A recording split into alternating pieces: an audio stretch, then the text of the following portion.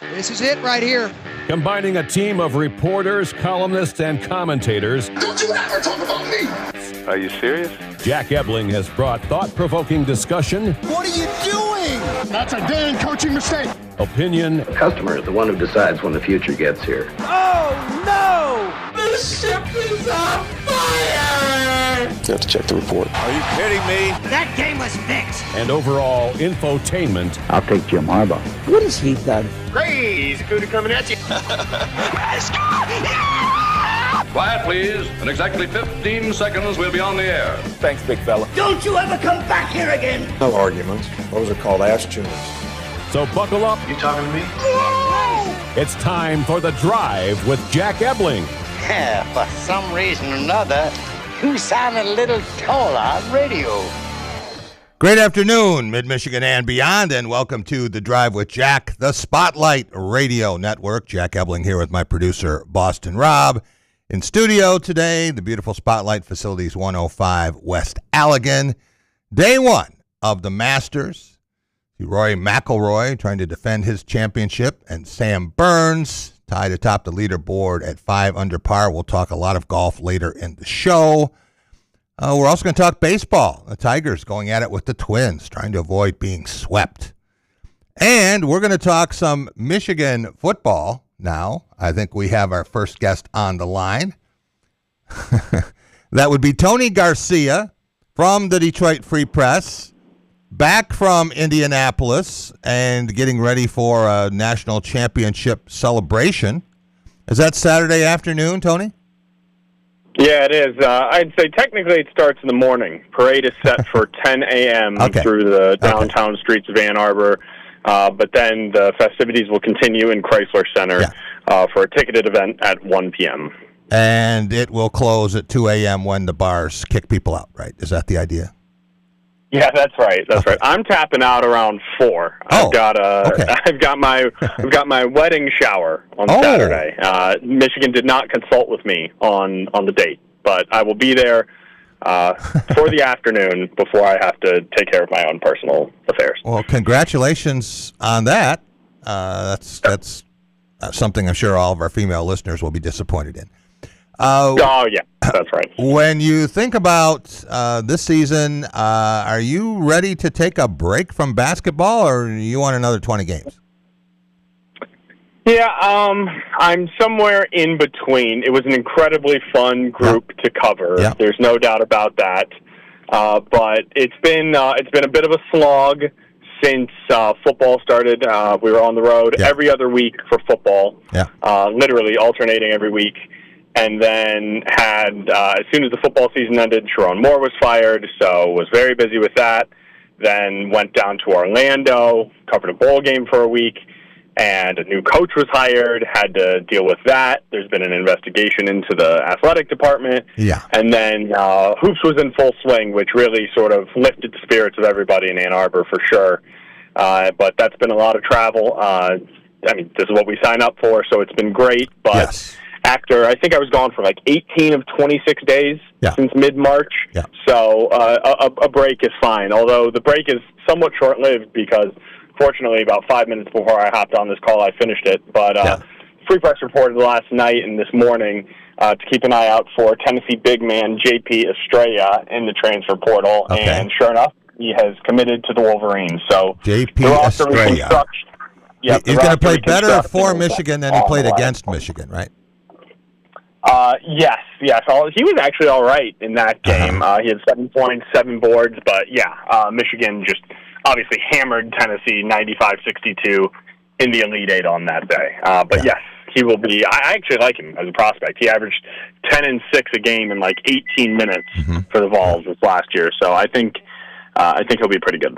I'm sure Michigan will have another excellent portal class. They're pretty good at evaluating that. They have the money to spend. And I would expect them to come out. I don't know if they're going to go 4 for 4 the way they did this year. That was incredible portal success. And it's a little bit like Curt Cignetti, what he did. Now every coach is asked, well, how come you can't do that? And now every coach is asked, why don't you just go in the portal and get 4 guys like Michigan did?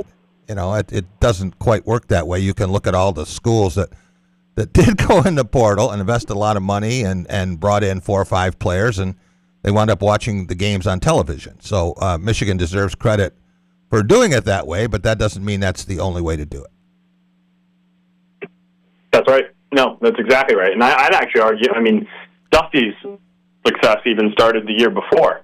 I mean, Vlad Golden was sort of built in because he came with him from FAU, but Danny Wolf for sure, Roddy Gale Jr., who ended up being a key piece. And while he only stayed for 1 year, Trey Donaldson was a worthwhile point guard who led them to a Big Ten tournament championship, a Sweet 16.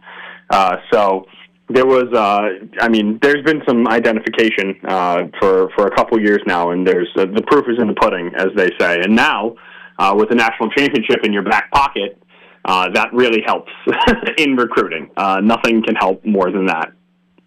Tony, how come you didn't fly out to Las Vegas to cover this hockey team in the Frozen Four? Because of what I was referring to earlier, that my wedding shower. Other than that, you'd be there right now, I'm sure. I think I would be. All right. And so we do have Christian Romo. So you can stay tuned to the free website, who is on hand. Okay. He does a great job filling in the gaps for us, and he will. He's there, so he will watch Michigan take on Denver this evening. Okay. Christian Romo, I think I knew his brother Tony at one point. When you think about what Michigan did for the Big Ten, and Illinois also deserves credit for this. In fact, all the Big Ten schools, I think, acquitted themselves better than expected in terms of the NCAA tournament success. But close to $70 million generated from these shares. And so schools that were not in the tournament were rooting for Big Ten schools to make them some money. And they did. They did. A lot of them made them some money. They had half the Elite Eight. They had half the Final Four. They had half the championship. And then they had the champion. Yeah. So can't do much better than that. It was the best Big Ten hoop season. And it would have been even had Michigan not finished the deal. But with them finishing, and you sort of saw this coming, right? Yeah. Just the Big Ten was the best league. All the evidence showed that throughout they did well in the non-con early in the year, all the success throughout the year. Then as the teams kept advancing, and it's like, well, Michigan kind of, ran away from the league, right? 19 wins, a 4-game gap. Right. They beat Illinois at Illinois, Purdue at Purdue, Michigan State at Michigan State, Nebraska at home, Iowa at Iowa, and all of those teams made at least the Sweet 16. Yeah. The best team in the nation won the national championship this year. Yeah, I don't think anyone would argue that. And if they'd played a best of 7, I think Michigan would have beaten any team. Well, I don't know. It would have been an interesting series with Duke. But Braylon Mullins helped Michigan a lot by making that shot and then going 4 for 17 in the championship game. He did. He hit a couple big threes in the second half, and he tried what he could, but really, it was a lot of those baseline floaters. He was just so long on them because he was so concerned about getting it up and over Mara, which he's not the first, and he won't be the last to struggle with him. Yeah, and I'm hearing that Adai Mara is going to make a lot of money. Probably making money now, but he's going to make a lot of money in the NBA, and I'm sure Yax will have a bright pro future. So.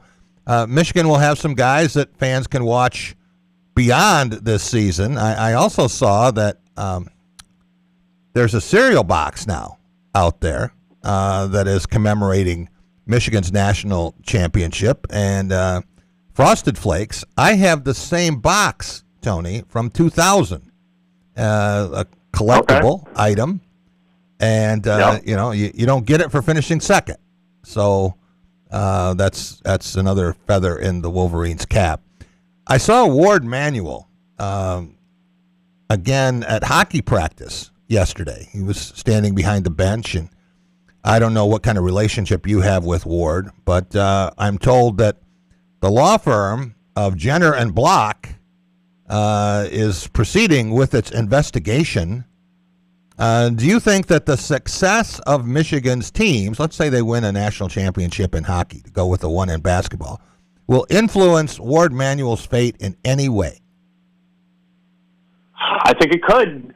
I don't know. I mean, it's all. I would say it's all very dependent on what is uncovered in this investigation. If it's you probably should have done something, or you absolutely should have done something, and this is inexcusable. It's just how hard the evidence is. But I mean, for all the troubles that have been unearthed in the athletic department under Ward Manuel, one thing he has done is win, and win at a very high level. I mean, you think about the football program with 3 straight college football playoffs and a national championship. You think about now basketball winning a national championship. This is hockey's 3rd Frozen Four in the past 4 years. The women's hoop program just made its 2nd Elite Eight of all time, and it didn't. So a handful of years ago, again under Manuel. I mean, he hired Dusty May. He's hired Kyle Whittingham, and the returns. That's very early on that. But I've been impressed with sort of his just business-like approach early on. Gymnastics won a national championship. I mean, on and on, top to bottom. When did he get? When did he get that job, Tony? Manuel? Yeah. I think it was 2015. Okay. So who hired Sharon Moore? Yes, he did. So technically it was January of 16 when he began. Okay. But it was late 2015 when he was arrived. Yes, no, he did hire Sharon Moore. He did hire Juwan Howard. But even under Juwan Howard, Michigan won a Big Ten regular season title. They made an Elite Eight. They made a Sweet 16.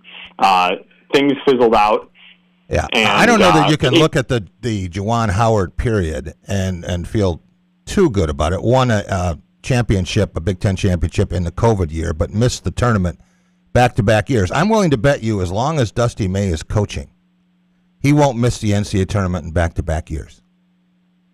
That feels fair. I would agree with that. Okay. All right.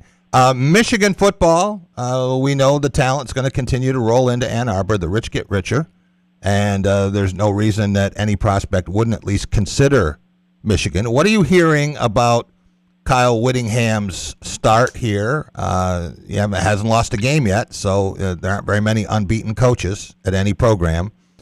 But how is it going to be different from Michigan football under Jim Harbaugh or under Sharon Moore? Yeah, well, I'll start with the differences between this and Sharon Moore. I mean, what we've heard a lot about is the discipline and the accountability that emanates from the top through the players. And just, I mean, things that you think should be simple and givens, but were not necessarily under the previous regime.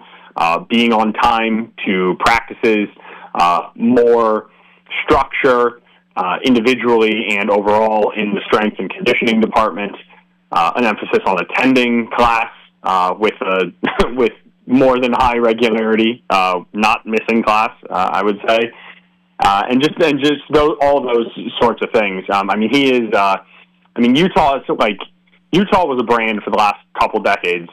That you knew the talent was hit or miss, but you knew the type of game that you were getting into when you played Utah. They were physical, they were disciplined, they weren't going to beat themselves. He emphasizes turnover margin, he emphasizes complementary football, which is something that Jim Harbaugh did as well as anybody at this level, all 3 phases. Tackling, size, and he has a little more talent to work with here, and more resources to acquire that talent. And we just met with him today, actually, this morning at Schembechler Hall, and he was talking about the defensive line depth. Now that he's really seen the team, they've finished 10 of their 15 spring practices before their spring game a week from Saturday. And they like the depth on the defensive line. They think that the running back room is going to be quite good with Jordan Marshall, Savion Hyder, and then Bryson Cusdole back as their 3rd running back. I like this wide receiver room, too. Andrew Marsh is a legitimate number 1 Big Ten wide receiver. J.J. Buchanan, they brought in from Utah, he produced as a freshman. Celessi Moa is an extremely talented incoming freshman. He will make an impact sooner than later. And then they have a host of other options to try to just build up that depth. They returned a lot of the offensive line. A lot of this is going to hinge on Bryce Underwood, his development, what he looks like. But he's gone through we know, Jack, you and I, we were talking about it throughout the year. Right. It was going to be a tall task for a freshman to come in, and then you know what was going on behind the scenes. He didn't have a dedicated quarterbacks coach. Michigan has hired Coy Detmer Jr. to solely for the quarterbacks room. They brought in an adaptable offensive coordinator in Jason Beck, who molds his scheme to the skill set of the players more so than, let's say, a Chip Lindsey did, where it's like, here's what we do in my offense, and this is what we need to do. And he was working with Jordan Palmer, who's a quarterback guru who works with a ton of, I think he worked with Josh Allen, maybe Joe Burrow. He's out in L.A. He was there for a few weeks earlier this offseason, so he's putting in the time, and with more insulation around him, with better coaching, with a year experience, there's reason to believe there's a step forward coming for Bryce. Tony, I've been trying to tell fans that they should not expect 17-0. A lot of them do, and as they listen to your description here, I think that they're going to be even more excited about that. Would you say that if Michigan doesn't win 11 games, counting the postseason, that would be considered a disappointment? No, I wouldn't even go that far. It's still early, and I know I just said a lot of glowing things, but there are still some question marks. The depth of the secondary, the experience of the linebackers are questions, and then you have to take, not all 9-3 seasons are created equal, and you have to look at this schedule. They play Ohio State on the road. They play Oregon on the road. They welcome in the defending champion Indiana Hoosiers. Oklahoma comes to town. Penn State comes to town. Iowa comes to town. Those are 6 very capable football teams. Most years, somewhere between very capable and excellent, and that's before you consider. We have to bring it up every year. The Michigan State game, even though Michigan's had their number obviously of late. Right. What does it look like under Pat Fitzgerald? They got to go to Minnesota. Michigan's never really had a problem with Minnesota, but PJ Fleck has a system. He is good for a scare or an upset just about every year. You don't want that to be you. And so I just think there's enough landmines on this schedule. Right now, if I had to pick, I would say 9-3. And then I don't know who they're going to play in their bowl game. So 10 wins this year would be, I think, a pretty good year under season one. Making the college football playoff would be a resounding success. I don't expect them to do that. But I expect this 9-3 to be more fulfilling and look a lot better than last year's 9-3 was. Yeah. For some people, they just count them. They don't grade them. 9-3 is 9-3, but I agree with you that the schedule and other factors certainly enter into it. Injuries, a lot of considerations. I don't know any Michigan fans, Tony, who would be satisfied with 9-3. I maybe it's because of the success, as you say, of the 3 straight playoff appearances and winning a national title, but I think the expectations get ratcheted up. You see that with Ohio State now after the success they had last year. Was considered by some people to be a failure because they lost a game in the Big Ten championship, and you're not supposed to lose any in college football. Yeah, no, and I understand the expectations in Ann Arbor, and that's what comes with it. But I think this 3-year run really skewed things in sort of the picture. If you go back to 2000. They were 9-3, 8-4, 10-3, 10-3, 9-3, 7-5, 11-2, 9-4. They had the dip in Rich Rod, then 11-2, 8-5, 7-6, 5-7. Then 3 of their first 4 years under Jim Harbaugh, they won 10 games, and then they won 9 the next season. So they had exactly 2 years from 2000 to 2020 where they won more than 10 games, and those 10 win seasons are often wins in the in a bowl game. I mean, 10-3, you still lost 3 games at some point. Right, so there were two years out of 20 where they lost fewer than 3 games. That is kind of that has been the historic standard. And that's 95 out of 100 programs a year would sign up for 10-3. Right. It's gotten a little skewed. That's what happens when you go 40-3 in a 3-year span. But I would tell people not to jump ship if they go 9-3 in year one. That is not a bad thing. It's funny, Tony, because we are all measured against expectations. Okay, Michigan State basketball has dealt with that forever. Michigan football, likewise. And fans expect them to be the leaders and the best. They expect them to win national championships, not realizing how hard that is to do. As much success as Michigan has had, and it is the winningest program in college football history, from 1948 to the present, it had one outright national championship and one shared national championship. And I think almost any program in the country would have traded places with Michigan over that span. Maybe not Alabama, Florida, whatever, but the vast majority would have traded places. But as you say, it is tough to reach perfection and then improve. Yeah, there was only one direction to go after you go 15-0, right? There is no up from there. And so, and it's funny, and I don't know, I know we're talking about football, but it just makes me think of the juxtaposition. Michigan fans, this is how spoiled they are in the last 3 years, and I don't say that pejoratively. They've gotten to experience a football and a basketball championship. But in my mind, that football championship felt like the culmination of an era, right? Jim Harbaugh leaves, JJ leaves, Corum leaves, all those 6th year, 5th year guys. They head out the door. They had 18 guys, a record at the NFL Combine that season. Mm-hmm. And then you had to rebuild everything, and it did not go perfectly. But then you look at, to say the least, right? Then you look at this Michigan basketball program. They just won a national title, and it feels like it's getting started, right? Like, you can't, I'm not saying they're going to go UConn and go to 3 of 4 and win 2 of them. But, there's reason to believe or to feel, as positive as any program in the country, that you will be a consistent player in the national landscape. You'll be competing for Big Ten titles. You'll be seeing second weekends, at least in the postseason tournament, in the NCAA tournament, and going from there.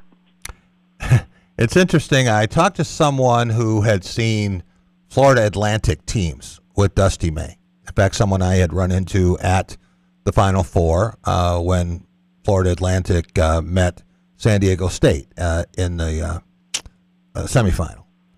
And I said, so what did you think of Dusty down there? I said, well, he was great the year they went to the Final Four. I said, well, wait a minute now. It was more than 1 year, right? I said, yeah, but the second year there was a fall off. It wasn't as good. I thought, what do you expect? The expectations of people, it just boggles my mind. And anyone who would have expected Florida Atlantic to go to back-to-back Final Fours, I think they still won, 24, 25 games, something like that. But to some of these people, once you've done it, you're expected to do it every time. Yeah, that's not how it works. Not how it works. You mentioned it earlier, right?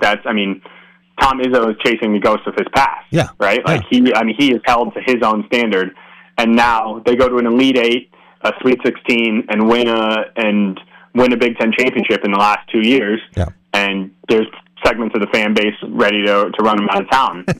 And I get it. Yeah. To a certain extent, in that you do have to adapt to the new game eventually, like you would think, but you can still do things your way. And it's not, national championships are really hard. They're really hard to win. Yeah. They're not as easy as Michigan just made it look. Michigan season was not as easy as it made it look. Right. And Dusty and staff said that. They're like, this was like a really difficult year. It was an enjoyable year, a wonderful year, a historic year, but there was a lot of difficulties along the way. Just the expectation can be its own difficulty, right? Living up to the standard you've set. And they did it for 1 year. and now Michigan State's been trying to do it for 30. Yeah. So it's just you gotta. I mean, it's like the phrase from The Office, right? Like, you want to know. Like, I wish there was a way to know that you're in the good old days when you're in them. Well, it's like, well, Michigan, I'm telling you right now, these are the best old days. Yeah. And appreciate it. Yeah, exactly. And fans don't appreciate that, but they will the next time there is a dip at Michigan State in basketball, or at Michigan. We've just been through one in basketball, and certainly went through one for 7 years or most of 7 years in football in this century. So, it can happen and probably will happen. I told someone who was moaning about Michigan State basketball, I said, what really bothers you about this? And it took them about 5 minutes to get to the crux of their dismay. It was that Michigan is doing so well. Exactly. If Michigan was a NIT team at this point, the reaction to Michigan State would be so different. But I said, think about it this way. Michigan State was picked to finish 6th in the league, and it tied for 2nd, and won 15 games in conference play. That's two more than the Spartans won when they won either of their national championships. It wasn't their fault that they played Michigan twice and Michigan went 19-1. They couldn't control that. Could they have beaten Minnesota? Yeah, they could have beaten Minnesota. Could have lost 3 or 4 more games too. But 27 wins and a Sweet 16 appearance, when that is regarded as failure, your program has really arrived. Couldn't have said it better. I mean, fans. I mean, it's the parallel to Michigan football, right? Yeah. 9-3 is a bad season. Yeah. I mean, it's just it's good to be spoiled, but that's what it is, and it's good to have expectation. But every year does not come together the same. Like, I think people, just because they don't have the same proximity to the programs that you like, people like whose professions it is, like yours and myself. Yeah. You don't understand like all the work that goes into it. Like, you'll see if a player is out at a game, or God forbid at a bar or at a concert or something, there's people are up in arms. I mean, it's like you're supposed to sleep, you're supposed to eat, you're supposed to work out, and you're supposed to play, and you cannot have any other life. Like, these are not robots. These are people. That's right. Things happen. You can't, and a lot of it is out of. It's all out of our control, but some of it is out of the coach's control, right? I mean, these are individual people, and you do the best you can, and you make the best judgments you can, and you try to get everybody to buy in. And sometimes it works, sometimes it doesn't. Sometimes you miss shots, right? Sometimes the other team outplays you. Right. Why they play the game. The enemy has a say, too, is what Dusty May has said all year long, right? Like, the opponent, they are going to have their say in this, too. Tony, fans are an interesting dynamic as a group. And, hey, we need them. If we didn't have them, neither of us would have jobs, right? But that's right. When you think about the expectation and the unreasonable view that you just expressed, if fans held themselves to the same standard that they hold athletes of whom they have no control, they would either be much more successful and efficient in their chosen careers, or they'd be in the psychiatric ward. That's exactly right.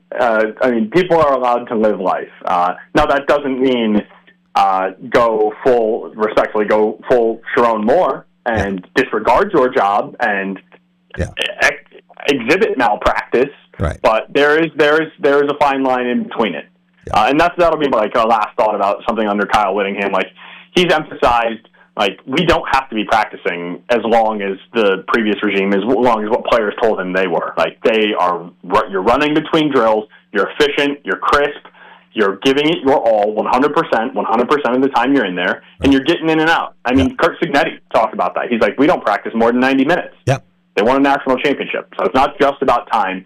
It's not about what you do. It's about how you do it. There you go. Tony, thanks so much. Have fun with the shower upcoming. I know you take at least one every day, but I think that this is a special one for you. You should enjoy it. And we will talk to you again as we get closer to the end of Michigan spring football. All right. Thanks, Jack. Appreciate it. Tony Garcia. We will be right back. Hey, Rob, did you see the Tigers final?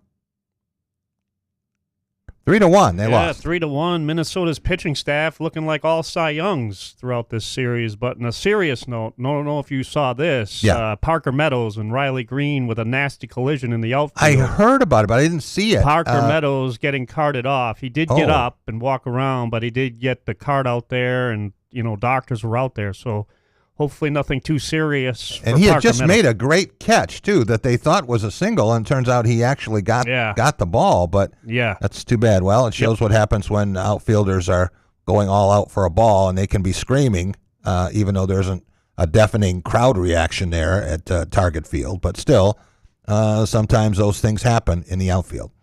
We will be right back, and the plan is to talk about the Masters.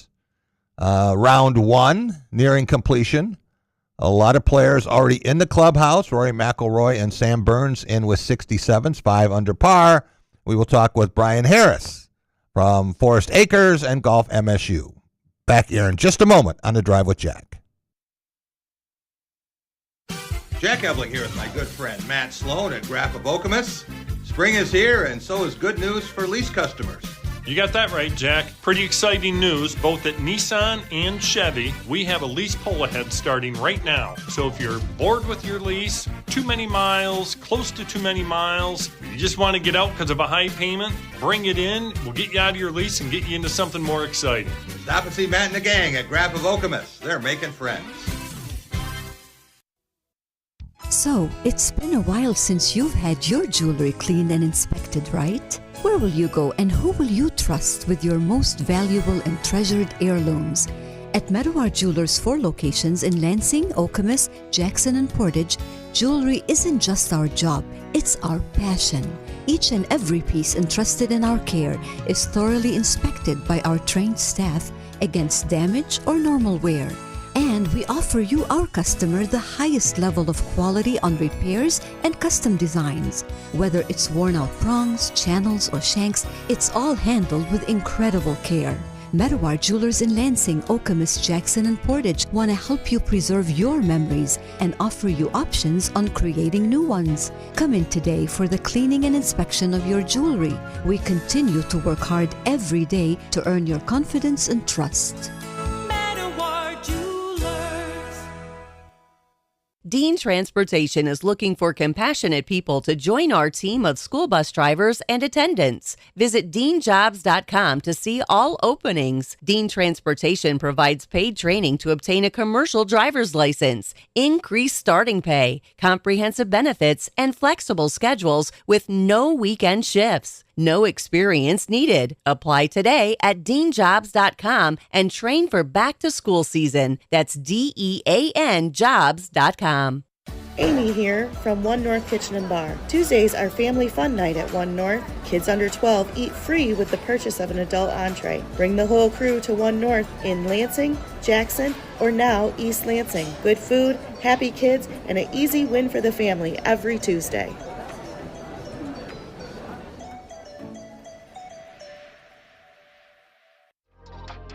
Are you passionate about college sports? Foster Swift Sports Talk is your go-to podcast dedicated to addressing the hottest topics in college athletics, including recruiting practices, NIL, the trade portal, collectives, and revenue generation. Join us as we bring you insights from student athletes, college head coaches, administrators, and other industry leaders as they share their experiences in this rapidly changing arena. Our mission is to share information and help educate student athletes, parents, coaches, and other stakeholders with the knowledge, resources, and strategies they need to make informed decisions and maximize each college athlete's potential for long-term success. Check out our latest episode where we're joined by Chicago Bears offensive line coach Dan Richard to discuss the Bears' 2025 successful season and his coaching career in general.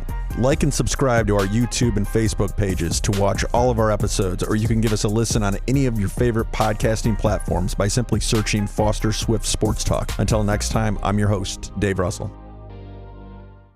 Who knew? Fresh air is a destination. Breathe in the glacial carved canvas of northern Michigan's finest golf courses and have your breath taken away by scenic vistas from tee to green. The perfect place to perfect your game in more ways than one. The waves, woods, and wonder of Bel Air.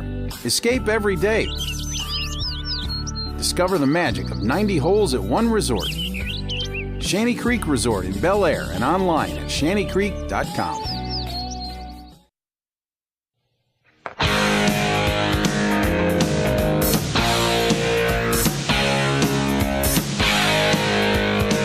Welcome back. It is The Drive with Jack, Spotlight Radio Network.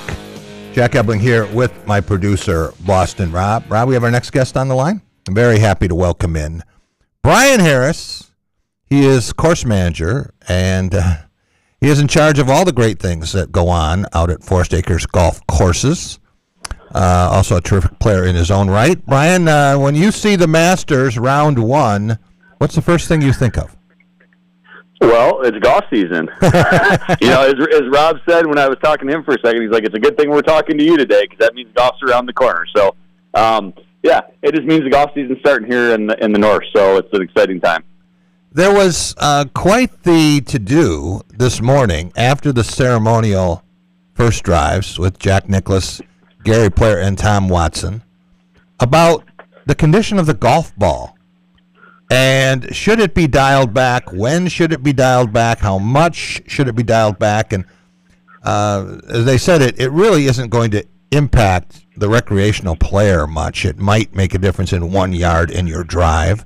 But for pros, if it means 15 yards difference, I don't know how much of a difference that makes. Nicklaus seemed to think, and Gary Player, that it should be much more than that. They didn't like the idea of players hitting 7-irons into par 5s at Augusta. Do you think we're going to see changes in equipment here because of the tremendous length and the inability of courses to constantly expand? Unfortunately, yes. I'm kind of bummed by that a little bit because the folks that support this game of golf, I don't think I've heard one of them say, "Wow, Dustin Johnson hits the golf ball too far." So the people that are, they may not be, my grandfather, hits it 150 yards with a driver. He's not going to be impacted. Right. But the people that are playing this game all the time, I think they'd like to go out and go, wow, that guy just hit it 350 yards. So I think we're hurting the fans more than anything, in my opinion, because I don't care about the distance thing. I don't want to lose yards, and that's no fun for me because I'm getting older and slower. But right. I think it'll happen because there's enough talk about it and to protect, a prestigious place like Augusta. Yeah. If they want to do that, I guess they're going to do it. But I'm kind of bummed just for the people that are supporting the game day in and day out. I used your argument as kind of a counterpoint thing with someone who was talking about scores. And I said, I don't know anybody who really wants to see high scores, except maybe the week of the U.S. Open, you like to see players humbled a little bit.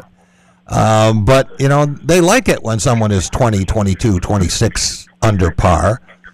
And guy said to me, yeah, so why don't they just play short courses on tour so that they can get the lowest scores possible? I said, well, I hadn't really thought about it that way. But I know a lot of courses have tried to expand, and physically, with their location, the plot of land they have, there's only so much they can do, right? Absolutely. But you see it, to your point of the U.S. Opens, you see that they can make a golf course really hard. It's not healthy for the golf course to do that, but, for 1 week at a time, it's okay. And they know how to do this. I don't think they should do it all the time. I do think it's fun to watch guys struggle a little bit just to make me feel better about my own game. But, I like them scoring low. I like seeing some excitement and birdies and all those sorts of things. So if it happens, it happens. I'm not somebody they're going to listen to, but I kind of like it the way that it is. And there is a way to make golf courses harder if they really want to do it. As someone who's played a fair amount of golf, Ryan, and has never shot better than 88 on a legitimate course, I'm not the person to address this, but what is the lowest round that you have shot on a regulation course? It doesn't have to be in a tournament. Yeah, so I shot 63. 63 is my low. 11 birdies, 2 bogeys. I can almost remember it like it was yesterday, and this was a while ago. But 6,600-yard course, so not super short, not super long, but a golf course with really small greens. And I had to work really hard to shoot 63. Yeah. And that's hard to go back and do. So to watch these guys do it, repeatedly is pretty impressive, especially knowing that there's a couple 5-under shot today and some guys that are doing really well. So, yeah, 63 is my low. So when I talk to coaches, Brian, and they remember the losses, right? More than they remember the wins, they remember everything that could have happened that they should have done differently, and they beat themselves up over it. When you think back to that 63, do you remember the 11 birdies or the 2 bogeys? I remembered the 2 3-putts for bogeys, both on par 5s. Now, were they from 90 feet away? Hole, one on the 18th hole. No, they were close. They were like 20 feet. So I probably could have done a better job with my eyes closed. Oh, geez. Okay. And you probably would go out there and in the same situation, you probably would make more 1-putts off of that than 3-putts, right? Yeah, most likely. Yeah. All right. What about this year's field and no Tiger Woods? Gary Player addressed that today too. Do you think that we will see Tiger Woods playing relevant golf in a major again? When the situation happened a couple weeks ago, I told my wife, I was like, he's done. I was like, I don't think he can go through this anymore. Yeah. It seems like when he starts to start moving the right way, something unfortunate happens. And, you know, it's sad to see because he's such an icon. I mean, he's you know, my Michael Jordan of golf, being the age that I am. But I hope he's not done, but I just don't think he wants to keep putting himself out there. And at some point you get some scar tissue, like, you know, something bad's going to happen when we start to feel good. I think that's where we're at now with him. I hope that's not the case, but that's kind of what I'm thinking. When you spin the barrel enough times and pull the trigger, eventually you're not going to survive. And he has had enough of these episodes now where you start to wonder if he has some sort of an issue. I don't want to call it a death wish, but certainly something which is so self-defeating. A guy asked me a question, and I relayed it today, and then I realized it probably wasn't appropriate, but I'm going to ask it anyway. Do you think it is more likely that Tiger Woods will be at Jack Nicklaus's funeral, or Jack Nicklaus will be at Tiger Woods' funeral? Oh, Jack, I don't know if I want to answer that. Isn't that terrible? Yeah, isn't it terrible that would even be something you could ask? I mean, here's a guy who's what, 50 years old? 50, yeah. Yeah, I mean, we shouldn't be having that question, and I apologize for asking it. No, I think it's a really interesting question that, you know, people will start thinking about because, you know, these things happen, right? And it makes you go down that road. So yeah, all right. Let's take a look at the top of the leaderboard right now, and Rory McIlroy 5 under par, Sam Burns 3 under. Now Scotty Scheffler may go by them both. He started off with an eagle on 2 and a birdie on 3, and he's played even par since then. So he's 3 under through 10 holes, but he has 8 more holes to make a couple birdies and get to the top of the leaderboard or tie for it. As you look at that and you see the names up here, okay, Patrick Reed is a guy a lot of people thought would be up there, even though they may not like Patrick Reed personally. Jason Day, Justin Rose, very popular player. Is it something about the Augusta National that tends to bring those kinds of names to the fore, or is it the tournament itself? It's the names and it's the course, you know, together, right? It's a great course, and the great players are going to play great golf on a great golf course. You know, that they respect. Think about. I was thinking about this last night. This is one of the few courses they play every year for a major. There's no changing. So a lot of the ones that are there can be familiar with it, and it just brings out the best in the best. And I think that's why you see all the top players always, near the top 15, 20 of the leaderboard every year. We know how difficult it is to win a major and how difficult it is to win at Augusta. Very, very few guys can even think about doing that back-to-back years. What would it say about Rory McIlroy after achieving the career Grand Slam if he could repeat as Masters champion? Well, I thought about this too. My son was like, "How's Rory doing today when he got home from school?" I'm like, "Well, he's doing pretty good." I think it just shows that he has found comfort in his game, comfort in who he is, and he knows that he doesn't have to be the best every day to go out and win a golf tournament, whether it's this one or another one. That's where I think he's at. That he's probably to a point in his life now where he's very comfortable who he is, how he plays. And I think that's going to open doors. I know he hasn't played super great this year. I think he had to back out a couple weeks ago, but you know, I think he's in a really comfortable spot with again who he is as a person and a player, and we're going to see that when he plays these big events. Brian, in football and in college basketball in particular, people look at what you do in the postseason. And what did you do in the college football playoff? What did you do in the NCAA tournament? Maybe it's the same for golfers, but do you think most of them would rather win 5 tournaments on tour or be up in contention on Sunday in the Masters? Oh, I think I would take Sunday in the Masters. I think the majors are really important to a lot of players, particularly as they get near the end of their career and the Hall of Fame conversation starts. You know, Tommy Fleet was a pretty good example. He won, on the PGA Tour, but I think he's not a great player until he wins a major. And I think they all feel that same way. It's would Michael Jordan be who Michael Jordan is if he never won an NBA championship? Right. We don't know that, but I think the winning a Masters or a major is more important to them than one tour event or 5 tour events or whatever it may be that their career has in store for them. I had a similar discussion. Again, we're switching sports. And I was talking about Barry Sanders, about how electric he was, as exciting a running back as you've seen in the National Football League. And the guy said, well, he's no Emmitt Smith. I said, well, he didn't probably have the line and didn't have the quarterback that Emmitt Smith did either. So, there are a lot of reasons you would say Barry Sanders was better. And the guy said to me, okay, look at the total yards in their career, the longevity, but more than that, look at the championships. Until Barry Sanders could win a Super Bowl, he cannot be in that argument. You hear the same thing about Charles Barkley and Karl Malone and basketball players who were never had the team to finish the job. So do you think the same thing is true in golf, that somebody can have a brilliant career? Maybe they win the Varden Trophy, right, for the low stroke average, and they do everything but. They always talk about the best player never to win a major. Is that a cross that you cannot shake, no matter what else you do in your career? I think so. Would you remember Ben Curtis's name if he never won a British Open?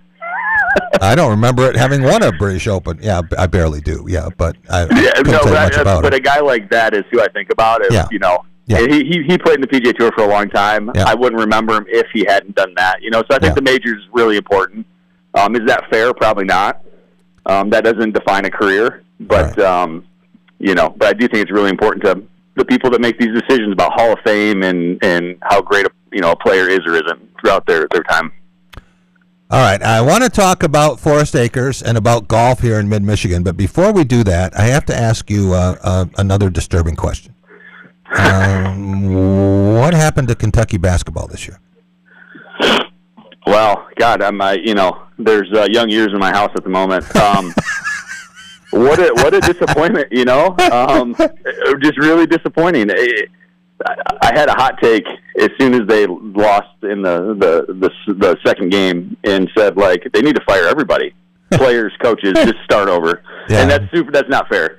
I don't know. I think it's a really interesting time of college sports in general, and I think spending the most amount of money doesn't mean you're going to win. Spending the least amount of money doesn't mean you're going to win. There's got to be a happy balance. So, I don't know. It's disappointing. I really like that school for basketball, and it's hey, basketball's done now, and golf season's here. There you go. And the fact that they lost the second game of the NCAA tournament, we're not going to suggest that they played one more game than they should have. They needed a miraculous shot to do that. All right, let's talk about weather, conditions, acres, everything you've got going on over there, and the excitement to play golf. How do you make the decision of when to open the courses? I get excited every year. Typically around mid-March, so right around St. Patrick's Day. Without fail, we open up for 3 or 4 days just because the weather seems to line up. Yeah. This year we've been open since about March 8th, here and there. Right now, we're getting ready to reopen the West Course tomorrow for the first time this year. We tried last weekend, but we all know what the weather looked like. So it's just kind of weather, temperature, making sure my superintendent's on board. Yeah. So all those things. And plus, I like to go in as soon as possible. I don't want to be the first to open, but I don't want to be the last. So that's kind of how my brain works with that. And if I see it's 50 degrees and sunny, I start to get the itch a little bit to get the doors open and have more people around. Well, looking at the weather this week, and it's supposed to be in the 70s the next 6 days. What does that do for people's appetite to play, and what does the Masters do for that? Well, I think like we talked about at the start, like this is the start of the golf season, and it seems like the weather aligns a little bit most years to where it gets warmer and the sunshine and that sort of stuff. And I think that's where we're at this week. We've had a rough week locally with weather, but I think people are excited to get out. The baseball's starting. All these outdoor activities are starting up for the year, and I think people are really, it's been a long winter, a cold winter, and people are excited to go, and I can see that by how our range is busy, what the tee sheet looks like for this weekend, at least on the West Course, and, hopefully we'll see a lot of people with me, with others, all that sort of thing. I'm really looking forward to fully getting open. All right. Anything new, anything special, anything our listeners are going to want to know, not that they don't know what Forest Acres offers anyway as a premier facility, but anything exciting that they may not be aware of for 2026? Well, one thing that's not golf-related, but we're working with Playmakers now, and Playmakers has, invested in us to make like a dedicated cross-country course for our East Golf Course. That doesn't take away from golf. Nice. But we're in the process of figuring out how to do some other events for the community that may not be golf-related. So that's kind of the things we're looking at right now. It's been going on for a little bit of time in talks, and, we've had the support of Playmakers, and they're, interested in our golf course because we've done a lot of cross-country events over the last few years. Right. The Spartan Invite, big one in the fall, and we've got a couple NCAA events coming up and some other things in the works with partnership with them. Just trying to, get some other people out there for the community and something a little bit different than golf. 20 years ago, I wouldn't have said I would have been in this position, but it's super fun to think about a different challenge and thinking about our golf course in a little bit of different of how it looks. And it's a really exciting time for that. And I'm looking forward to the fall and seeing how this all progresses. Yeah, sounds like big fun. We will follow that development as it ensues, and I'll be out to see you soon. Sounds great. Thanks, guys. I appreciate it. All right, Brian Harris from Forest Acres. We will be right back, and I believe you're going to hear from Courtney Hawkins. I had interviews. They've been having these 8:40 a.m. interviews now with coaches and players, and we've been playing some of them for you, coordinators and position coach that everyone knows. A lot of people do, certainly from his time here as a standout with the Spartans, a 10-year pro, and now he is a fixture on the staff, one of 4 returning coaches retained by Pat Fitzgerald. We'll be right back on The Drive with Jack. Who knew? Fresh air is a destination. Breathe in the glacial carved canvas of northern Michigan's finest golf courses and have your breath taken away by scenic vistas from tee to green. The perfect place to perfect your game in more ways than one. The waves, woods, and wonder of Bel Air. Escape every day. Discover the magic of 90 holes at one resort. Shanty Creek Resort in Bel Air and online at shantycreek.com. Dean Transportation is looking for compassionate people to join our team of school bus drivers and attendants. Visit deanjobs.com to see all openings. Dean Transportation provides paid training to obtain a commercial driver's license, increased starting pay, comprehensive benefits, and flexible schedules with no weekend shifts. No experience needed. Apply today at deanjobs.com and train for back-to-school season. That's DEAN jobs.com. Hey, Jack, I'm looking for a lunch deal that actually scores. One North Kitchen and Bar has a 2 for $12 lunch combo, right, Jeremy? Absolutely. We can mix and match half sandwiches, salads, soups, or classics like cheese quesadillas and personal pizzas. Weekdays 11 to 2 and Saturdays from 10 to 2. One North. Easy win.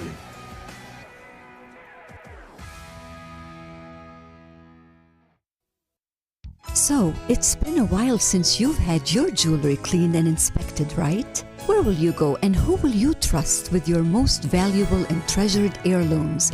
At Meadowar Jewelers' 4 locations in Lansing, Okemos, Jackson, and Portage, jewelry isn't just our job, it's our passion. Each and every piece entrusted in our care is thoroughly inspected by our trained staff against damage or normal wear. And we offer you, our customer, the highest level of quality on repairs and custom designs. Whether it's worn out prongs, channels, or shanks, it's all handled with incredible care.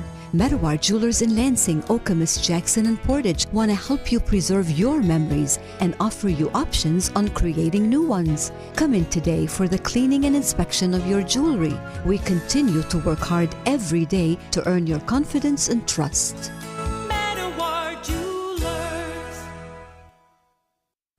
Jack Ebling here with my good friend Matt Sloan at Graph of Okemos.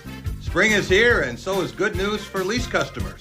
You got that right, Jack. Pretty exciting news, both at Nissan and Chevy. We have a lease pull ahead starting right now. So if you're bored with your lease, too many miles, close to too many miles, you just want to get out because of a high payment, bring it in. We'll get you out of your lease and get you into something more exciting. Stop and see Matt and the gang at Graph of Okemos. They're making friends.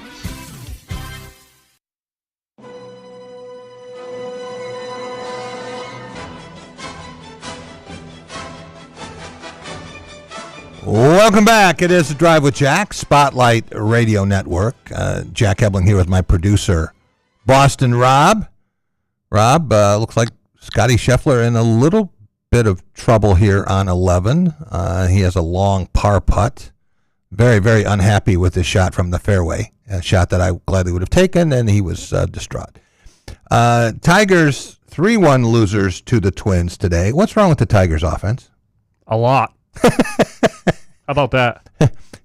Yeah, we only have an hour and 2 minutes to go in the show. We don't have time to go through all of it, right? We'll let Jim Stark, a guest later on, try to figure that out for us. How's that? All right. While we're talking about Detroit dismay, we can't talk about the Pistons. Cade Cunningham back, and they looked fantastic last night against Milwaukee. Good to see him back. I believe 13 points.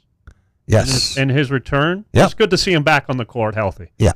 Just getting him back for the playoffs is what they're really trying to do, especially for the second round. It gets a little bit tougher. The Red Wings now are faced with some very important decisions, Rob. Steve Yzerman, team president, what are they going to do with this? What direction are they going to go? I still don't see any players on the team, and there are some young players who you'd want to have, no question, but I don't see anyone who is considered to be a franchise player on this team. Am I missing somebody? No. Okay. No. And I'll tell you right now, get ready to pay up to Neil Koepke. Oh, I know that pains you to say that, but it's going to happen. This team was third in the standings. It is truly amazing to see the debacle of the Detroit Red Wings right before our eyes. It's this season has totally just turned me off of the Detroit Red Wings. Started out really well.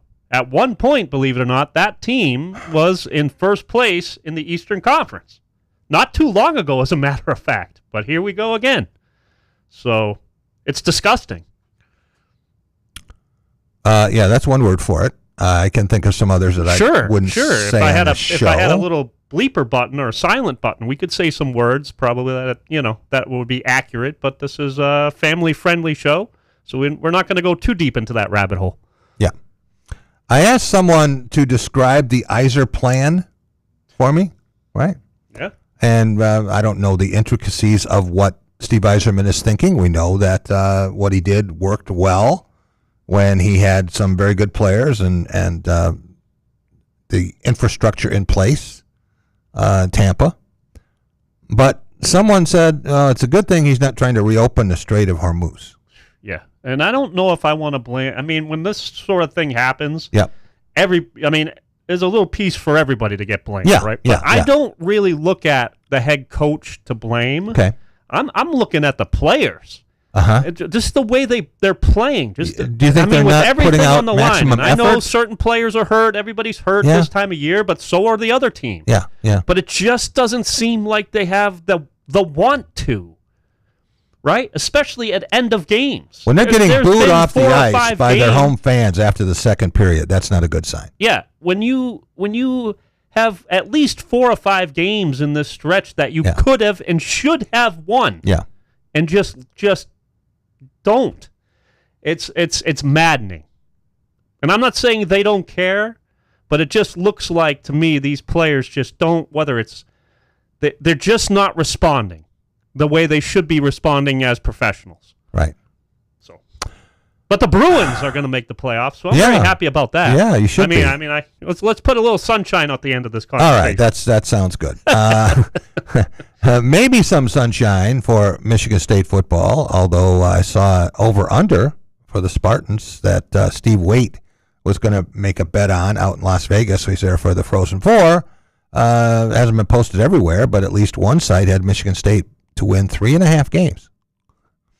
So he was going to take the over on that and assume that they could beat Toledo and Eastern Michigan and then win 2 more somewhere. But I think most people are thinking that it's to be a successful season, it has to involve the postseason. So that would be nearly double that projection. But here is Courtney Hawkins, Michigan State wideout's coach. He is a wideout in the truest sense of the word, and he talks about how wideouts are wired differently. This was Courtney Tuesday after practice at the football building. I mean, well, it was a full process. You know, it wasn't like I come with the building or something. You know, it's Coach interviewed me. I interviewed with the OC. He interviewed some other guys. You know, like I've told you guys before, man, I don't talk about myself, but when it comes to wideouts, you know, on and off the field, I'm pretty good at what I do. And I think that comes from my experience, you know, and I tell people, you know, I'm blessed by the good Lord to be able to coach receivers, but every day I wake up, I'm a receiver, man. It's what I am. So I understand how we walk, talk, think, you know, what we should be doing to be great, to be elite, you know, kind of been there and done that. So it's easy for me, you know, it comes easy. Thankful to be back. You know, who wouldn't want to be here, man? It's like Disney World. It's like the greatest place on earth, you know. There's no place I'd rather be at this point in my life, you know. And were there some other opportunities? Absolutely, there were some other calls. But this is the place that I wanted to be. And, you know, I want to be part of the solution, you know, of getting our program back to dominance. And we're not far away. We're not far away at all. And we got the right guy with great energy, holding the building accountable, holding the guys accountable, practicing like pros, you know, practicing like every day is a game, you know, meetings, the intensity, you know, the energy he brings at 5 a.m. in the morning is incredible. I mean, whatever he is putting in his coffee, I need a little bit of that, you know. But it's been phenomenal, and the guys, you know, this is what it's about. This is what football is about. When you're retained like that, does it say something to the guys you coach that we're doing something the right way? You know, I feel like that. You know. You know, I think it says something to the guys I coach, the people outside of the building. You know, because if you're not doing it the right way and you're not getting it done, then, you know, next man up. You know, and that goes for, you know, players, coaches. There's a accountability for us all. You know, so every single day, man, I'm attacking my job. I'm attacking my role of developing receivers on and off the field. and you know, we're gonna put a great product on the field. Did you know Pat at all before? I mean, obviously he was a little after you playing wise in the Big Ten, and I just wondered if you had many dealings with him at all. Not any big time interactions or anything. You know, I mean, obviously he was a tremendous player. You know, it's football community or fraternity is pretty small. You know, so guys know of each other, but you know, we had never really had any big time conversations before then. You know, maybe a handshake. You know, we played Northwestern or something, but you know, knew he was a tremendous guy, tremendous coach. You know, the things that he did at Northwestern with I wouldn't call them, you know, limited, but the guys that he had to choose from, you know, just because of their academic standards, and to go out and, you know, win the Big Ten championship, to compete every year, put tremendous teams on the field, you know, speaks to his greatness as a coach and as a leader, and you know, and the things that it takes to have a winning program. You know, he's a winner, so winners know how to win. You know, so that's a big deal. You said something a second ago about the idea that we're not that far away. Like, but you've been down the ground here for a little while, and you've seen different teams and different iterations. I'm wondering, like, what does not that far away mean to you? Not that far away for me means I think we got the right personnel. I think we got the right leadership. I think we got the right approach to, you know, I think the more you understand the Big Ten, you give yourself a better opportunity to go out and win and compete against Big Ten teams. You know, Fitz got a tremendous understanding of what it takes in this particular league to win. Like, one of the first things he came in and attacked was, you know, our size. You know, he talked about it openly.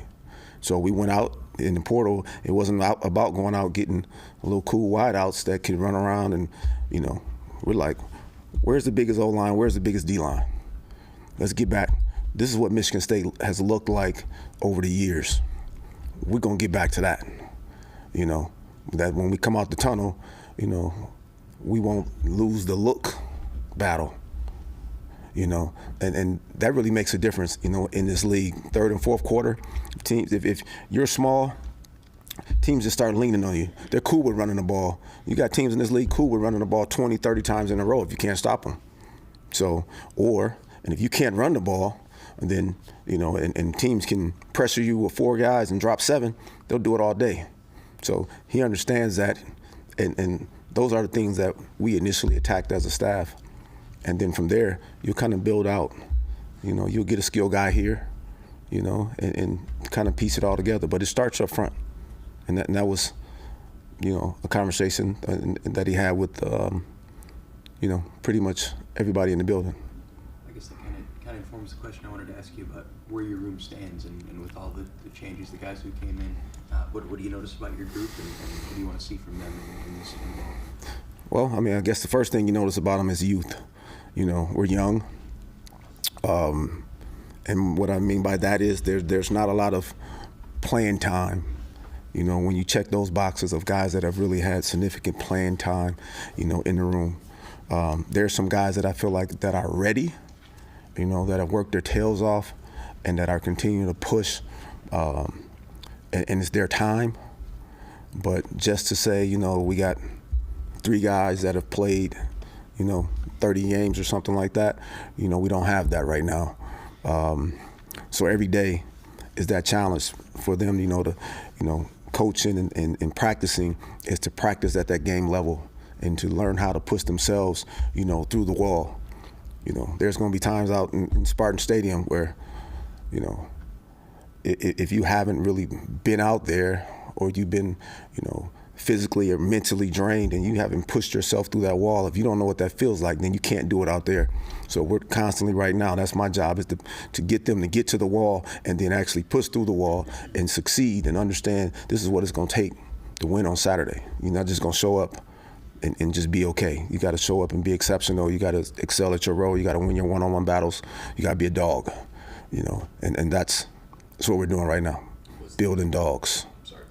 It's all good. With with Nick, I mean, obviously you went through a somewhat similar thing with Keon, but I have a guy for 2 years that you recruited, invested, and I mean, it's got to be tough to see him go. Yeah, I mean, I'll say this, man. Great kid. He made what he thinks is the best decision for him and his family. I wish him well. Obviously, when you recruit guys, one of the biggest things that we as football coaches, harp on and very important to me is relationships. So it's easy to see a guy leave that you've, recruited since they were, 14, 13 years old and all that. It's not. I'd be lying to you to say just like, oh, well. However, it's next man up right now. My concern is about the 13 young men that are here now. And this will be, for me, pretty much the last time really talking about Nick. I wish him well. And we'll kind of move from there. But, my focus is I got 13 guys that's going to help us win the Big Ten championship. That's what I'm about at this point in time. From a wideout perspective, what excites you about this offense? And some foundational things are going to be the same, of course, that you're teaching, but is there any sort of different emphasis or traits that you're really pushing on in this system compared to where you guys were? Well, I mean, I just think this, Coach Sheridan's offense, man, is a little more wide open. He wants to throw the rock with multiple formations. We'll play fast, we'll play slow, we'll play condensed, we'll play wide. We'll go 12 personnel, 13 personnel, 11 personnel. So there's just a variety of things that we'll do. We'll play fast, we'll play slow. I just like the, a lot of the route concepts that we have are some pretty cool concepts. And, he's big on matchups. So it's about, with the multiple formations, being able to get our guys in the proper spots to get our dudes the ball. And I think the players can see that already and feel it. I'm pretty sure if you were to bring some more wideouts in here, they'd tell you, like, it's a fun offense. And, we don't have a lot of it in right now. Right now he's kind of giving the guys as much as we can handle. And then, we'll practice that and then we'll install more. So, we got a lot of work to do through the month of June and July, May, June, and July, just, getting the bulk of the offense so that when we get here in the fall, we can hit the ground running. In terms of professional development, for you to go through another offense that you've got to learn and then teach, the value of that for you, and how challenging is that as a football person? I mean, from a football guy, ball is ball for me, man.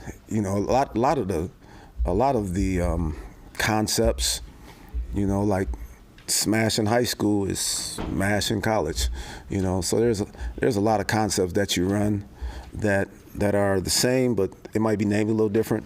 I like to say, like, maybe the last offense I was learning Spanish, this offense now I'm learning French, and just learning it from the very basics.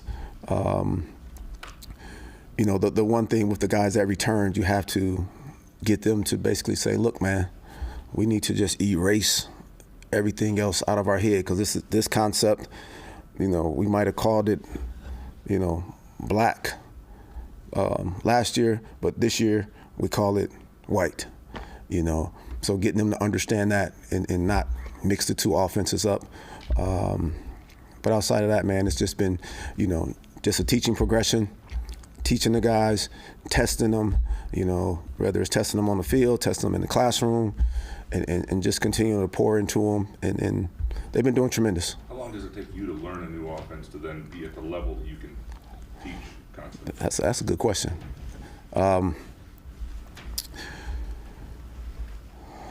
For me, man, I think, Coach presents it to us as a staff. I maybe take a day to digest an install, and then, be able to present it to the guys, and then continue. It's a continual building process for me. So every single day I'll go back and I review my notes from install 1. Like right now we're on install probably like 8 or 9. I'll start at 1. I go through them every single day. Every day, sometime multiple times a day, especially if I get out there and something's fuzzy, which, I'm human. Sometimes the guys ask me questions and you know, you got to make sure you can answer them for them. You know, so I make sure to review every single day, man, multiple times. You know, so I can say it forward, backward, sideways, whatever they need. Was it to get Krishan back? I mean, obviously you got openings, snaps, and all that to get some experience back, and then obviously I think I'm still waiting on the waiver for Rodney. Yeah, getting Krishan back was huge. You know, he gives us a guy that actually has some significant playing time. Tremendous competitor. You know, super athletic. You know, so there's a significant role for him in this offense. You know, exactly what that is right now, I don't know, but I do know he's a heck of a player. He's super talented, and you know he'll be a big part of the offense as this thing continues to evolve. Rod, you know, hopefully, you know, we hear something back on him soon. I mean, for me, I think it's just it's an easy decision, but it's taken a while, which is a little frustrating, you know, for the young man, and I want to say for me also, because it's been, you know, it's just, I guess you don't understand when you don't get all the information, you don't understand the why or what they're looking at or what's taking so long. Are you able to talk with him and give him like, is he able to do some things, maybe not practice, but is he able to like? Oh no, he can practice. Oh, he can practice. He can practice. He's doing everything that everybody else is doing, you know, because you're not losing time with him. It's just no, we're not losing any time. He's practicing his tail off. He's making plays. He's in the weight room. He's in the classroom. He's grinding, and we're just waiting on the right call. What does he have that we maybe didn't get a chance to see last year that's still on tap for him? What do you mean by? We didn't see him play. You know, the production on the field wasn't what it was at Valdosta. But what does he have that he can offer that we haven't seen yet? Well, I'll tell you what. He's a tremendous athlete, and he is. When I say he can run, he can flat out run now, and he's got really great quickness. He's got good ball skills. He came here a little green. What he is, though, he is super coachable. He's one of the few kids, you know, in the room that you can line up at all three positions. So it's super important to have him back. You know, he pushes the ceiling of our room to another level, and he does bring some game experience. You know, and he's a mature kid. You know, I mean, just tremendous.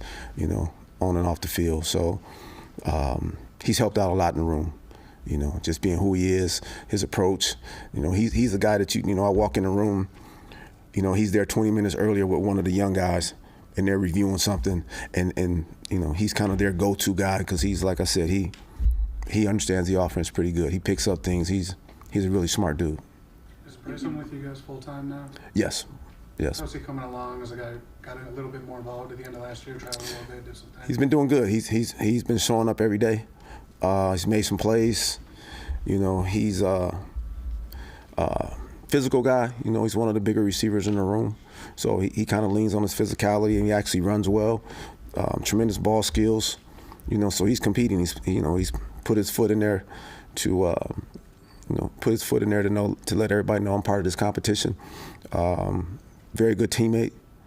You know, been a pleasure to coach so far.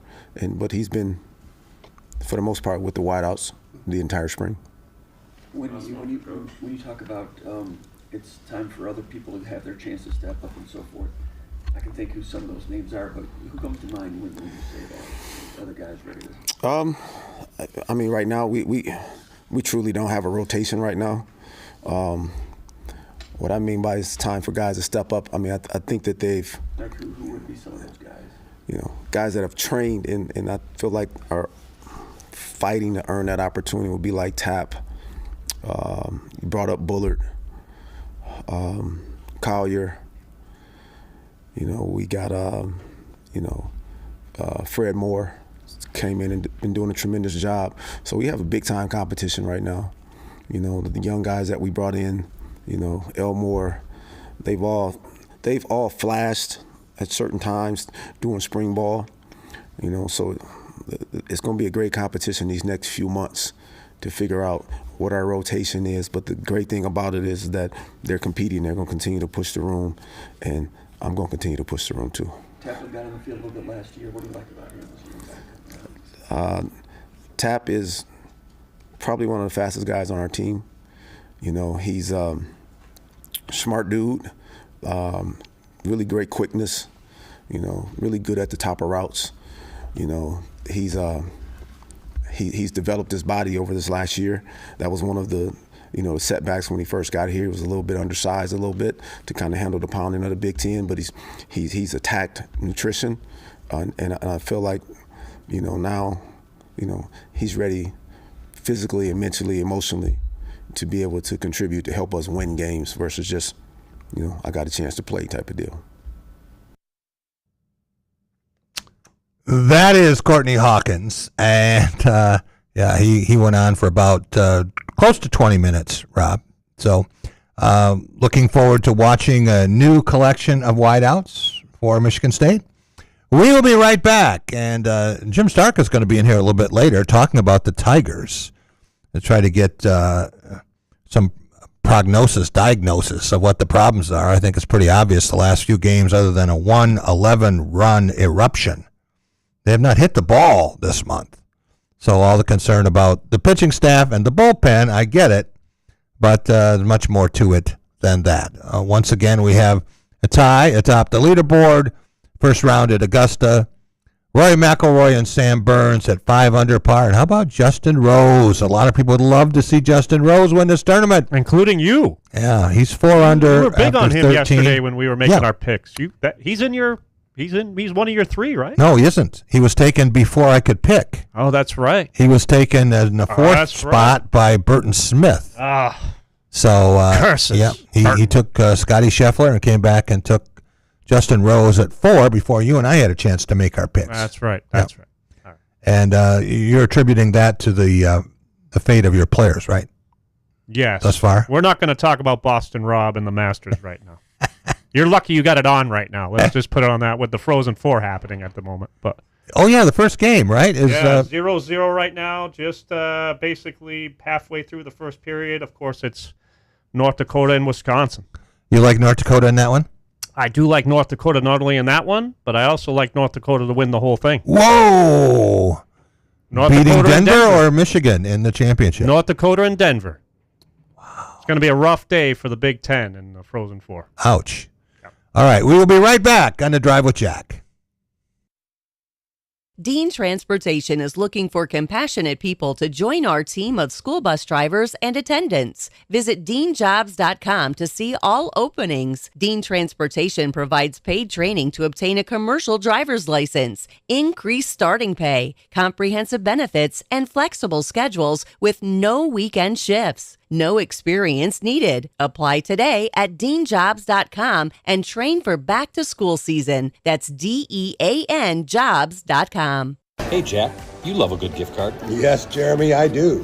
One North makes it even better. Reload your One North gift card now through January for 15% off and keep those good meals coming.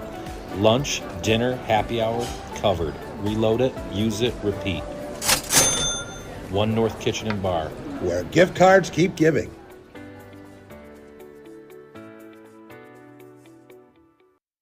Jack Ebling here with my good friend Matt Sloan at Graph of Okemos. Spring is here, and so is good news for lease customers. You got that right, Jack. Pretty exciting news, both at Nissan and Chevy. We have a lease pull ahead starting right now. So if you're bored with your lease, too many miles, close to too many miles, you just want to get out because of a high payment, bring it in. We'll get you out of your lease and get you into something more exciting. Stop and see Matt and the gang at Graph of Okemos. They're making friends. So, it's been a while since you've had your jewelry cleaned and inspected, right? Where will you go and who will you trust with your most valuable and treasured heirlooms? At Meadowar Jewelers' 4 locations in Lansing, Okemos, Jackson, and Portage, jewelry isn't just our job, it's our passion. Each and every piece entrusted in our care is thoroughly inspected by our trained staff against damage or normal wear. And we offer you, our customer, the highest level of quality on repairs and custom designs. Whether it's worn out prongs, channels, or shanks, it's all handled with incredible care. Meadowar Jewelers in Lansing, Okemos, Jackson, and Portage want to help you preserve your memories and offer you options on creating new ones. Come in today for the cleaning and inspection of your jewelry. We continue to work hard every day to earn your confidence and trust. Who knew? Fresh air is a destination. Breathe in the glacial carved canvas of northern Michigan's finest golf courses and have your breath taken away by scenic vistas from tee to green. The perfect place to perfect your game in more ways than one. The waves, woods, and wonder of Bel Air. Escape every day. Discover the magic of 90 holes at one resort. Shanty Creek Resort in Bel Air and online at shantycreek.com.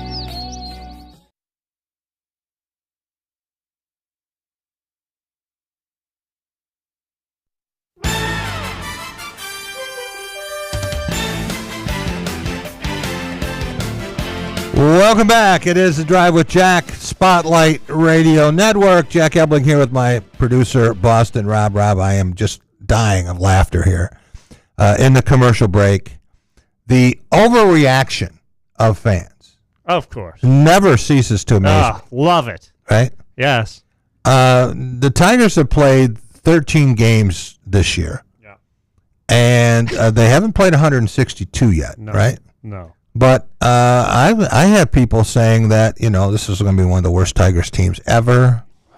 I think maybe part of that is because now they have a hard time finding it. Or the you know what, Jack, real quick, we got the Sean Tate. I feel like some fans, not all fans, but some fans would rather bitch and complain on the slightest little thing than actually, when the teams are doing good, than talk about the positive things, right? Yeah. Now, this isn't the start that Tiger fans or the Detroit Tigers for themselves wanted, but just relax. We're 2 weeks in to a 27-week season. Yeah. Right? Yeah. Do you remember 2 years ago how the Tigers were so mediocre or sub-mediocre for the first 4 months of the season, and then they caught fire, and they were the best team in baseball in August and September and made it within one swing of the American League Championship Series. That's right. And last year, the exact opposite. And remember last year, exactly. Remember the hot streak they started off with, and then they went through the swoon, and everybody was just off the bandwagon. Just this is the worst team ever, and they were 5 outs to the World Series, right? So just relax, people. Exactly. Just please. The only thing I will say is that those who were already anointing Scott Harris as a Hall of Fame general manager or administrator might want to slow that roll just a little bit based on all the acquisitions he had for the Tigers offense in the offseason. I feel like he's somewhere in the middle, right? Because some of these young players have come through that we've been talking about. Obviously, Kevin McGonigal has the microscope under him. Right. But he started out very well for the Tigers. We'll see if it lasts. But I feel like he's somewhere in the middle right now. I don't want to get rid of him, but he's not doing enough either. For me, anyway. That's my personal opinion. Okay, fair enough. Yeah. Let's bring in someone who always does enough. Yes. Always goes above and beyond. And when there's a basketball involved, he is there. Talk about Deshaun Tate. He is our Lansing-bred, Atlanta-based basketball savant. Tate's Take Hoops, where basketball lives. Sean, when did you get back from Indianapolis? Got back from Indianapolis yesterday. And by the way, I'm sorry, 2 days ago, excuse me. And by the way, I didn't know we were allowed to use that kind of verbiage on your program that Boston Rob did. Now that I know it's okay, there's a lot of words that I'm ready to let fly after the last 72 hours from Michigan winning a national championship. But guess what? Guess what the bright side is? Only 362 days left remaining that I have to deal with having to hear their mouths about such things. But who's counting the days unless it's a leap year? Well, maybe you haven't heard, but Michigan's going to win at least 3 in a row. Oh, wow. So now we're doing the not 3, not 4, not 5, okay, Miami Heat. A little bit of Miami Heat energy. Hey, what do you think it would be like? You know what Final Fours are like. You have an incredible string going now for someone your age. What is this, 13 in a row, something like that? 11 in a row, 11 in a overall. row. All right, 11 in a row. The idea that next April, we're talking about the 3rd and the 5th of April at Ford Field in Detroit. What do you think that would be like if Michigan and Michigan State made the Final Four? You know, we talk about a house divided. Can you just imagine a stadium divided? I think that would just be absolutely incredible. And I always tease people about this that are, you know, Duke fans, hint, hint, that there's no way that I don't think there's no way that Michigan State and Tom Izzo would allow such things to happen. You know, underneath that roof. Okay, Breslin, I'm on the air. I'll talk to you later. She's really excited to talk to Jack and tell her how much that she hates the blue. She wants to get her input on it, by the way. But yeah, I'm sure you would welcome that. Yeah. No, but I mean, just incredible. I would cry at just the thought of it, but it actually happening, I'm sure I have a little bit of anxiety and just a lot of excitement. So many different emotions. I don't know where to begin. Well, we have seen Duke and North Carolina both in a Final Four. And in fact, I saw Mike Krzyzewski's last game in the Final Four, as you did, and losing, of all teams, to North Carolina. That's one that has to hurt almost as much as Caden Boozer's pass. But when you think about losing the last game, it would be like if Tom Izzo lost the last game of his career in a Final Four to Michigan. He wouldn't retire. He would have to die to make that his last game of his career. Yeah, that's just the thought of such, you know, things. And like I said, I always rag on the Duke fans for that because that's just something you're not going to be able to get back. And, of course, it wasn't just that. It was losing on the last game of the season on his own court, by the way. Oh, that's right. That was that another one too. thing that happened. That's right. Yeah, and I was at all of those. And, you know, you paid a pretty penny for tickets to that game, as I recall. Yeah, I think I got somewhere north of about, Jesus Christ, probably somewhere right around almost, you know, about $20,000, north of $20,000 for sure. Pretty close to $20,000 for what? Well, no, let me see. So it was 5 per for the Duke and Carolina matchup that was at Duke. So that's 10. So I got somewhere north of about 15, probably about pretty close to about 15 grand. Truth be told, over 15 grand actually. Deshaun's significant other and love of his life. That's one way of putting it. I don't know if she's within earshot or not. Absolutely not. Z is one of the biggest Duke fans I have ever met. In fact, I watched the end of a Champions Classic game with her, and it was, you know, a November game, Duke and Kentucky, and we were in the midst of all these Kentucky fans, and I really felt badly for her. She was not taking this well. I'm thinking, like, you know, good thing you're not a fan of Wake Forest.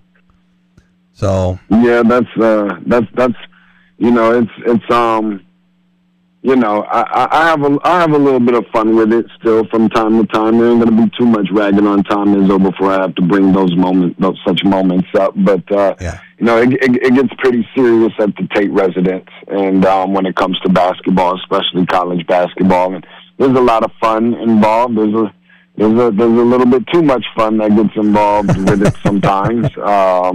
But no, I mean, listen, it's good conversations to have.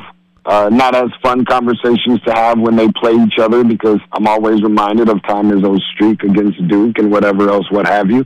But we'll find out, I'm sure, in November when the Champions Classic rolls around in Chicago, yet another meeting. So we'll have to wait and find out how that goes. All right, a little more college basketball, and then I want to touch on the NBA. The transfer portal is humming. We have this has gone up. It was 1,850 Division I players. You figure a little over 360 schools. So you figure out that's almost 5 per school going in. Some schools have lost their entire team. And then there are walk-ons on top of it, and there are all sorts of D2 and D3 players going in. But this thing is going to be over 2,000. If it isn't already. This was as of late last night. So when you have that much turnover, how unusual is it that Tom Izzo would not lose a player if that is what happens? And it's still a possibility that a player or two, or I guess even 3, could go in, but that is not expected at this point. And if that happens, people say, well, Izzo, he doesn't like to use the portal. Not everybody wants to leave his program. Right. As Rob Wright, by the way, just announced that he's going to be entering the transfer portal, the starting point guard, by the way, of BYU, expecting lots of millions from either Kentucky or Louisville. Anywho. But, no, listen, I mean, I tell people all the time, I was literally just telling a guy last night, that it's not the most shocking thing in the world that people don't want to transfer from Michigan State. Yeah. And a lot of that is because of the same reason why people go to Michigan State. Is because you know that that's where you want to go. You've been wanting to go to a program like Michigan State. I remember when I first moved to Georgia, within the first couple of weeks, a good friend of mine, Chris Allen, and people were ragging on him. Why not the ACC? Why not the SEC? And it's like, this is where I've always wanted to go. He's got ties up there. So when you go there, you know that that's what you want to do. And it's very, very rare that anybody takes that visit. Especially the, grind week, if you will. Right. I remember hearing Jason Richardson mention something along those lines. Like, he told Alabama, you canceled this visitation with us when it comes to Jace Richardson. Correct. Yeah. You will never live it down because he's going to grind week, and if they get a hold of him, it's done deal. And that's exactly what it was. And I guess that's why you see Jackson going to Alabama now. But it's just a matter of that's where guys know they want to go and they want to be coached by someone like that. So as much crap as people give him for the kind of coach he is and getting in people's faces and yanking guys up by the jerseys and everything else, it's a way to embrace it. If you're not a part of this circle, stay out of it. They know what they're doing. Chris Allen did not wind up at Michigan State for his entire career. He did, and then he wound up at Iowa State. And Iowa State seemed to be repository for a lot of former Michigan State players. But now Iowa State, I don't know if you saw the Iowa State women's team, and a very successful men's coach there. He lost his entire team, as did Tennessee women. And the Tennessee men lost a player I want to ask you about. It averaged, I think, close to 10 points and 5 rebounds. Australia, JP.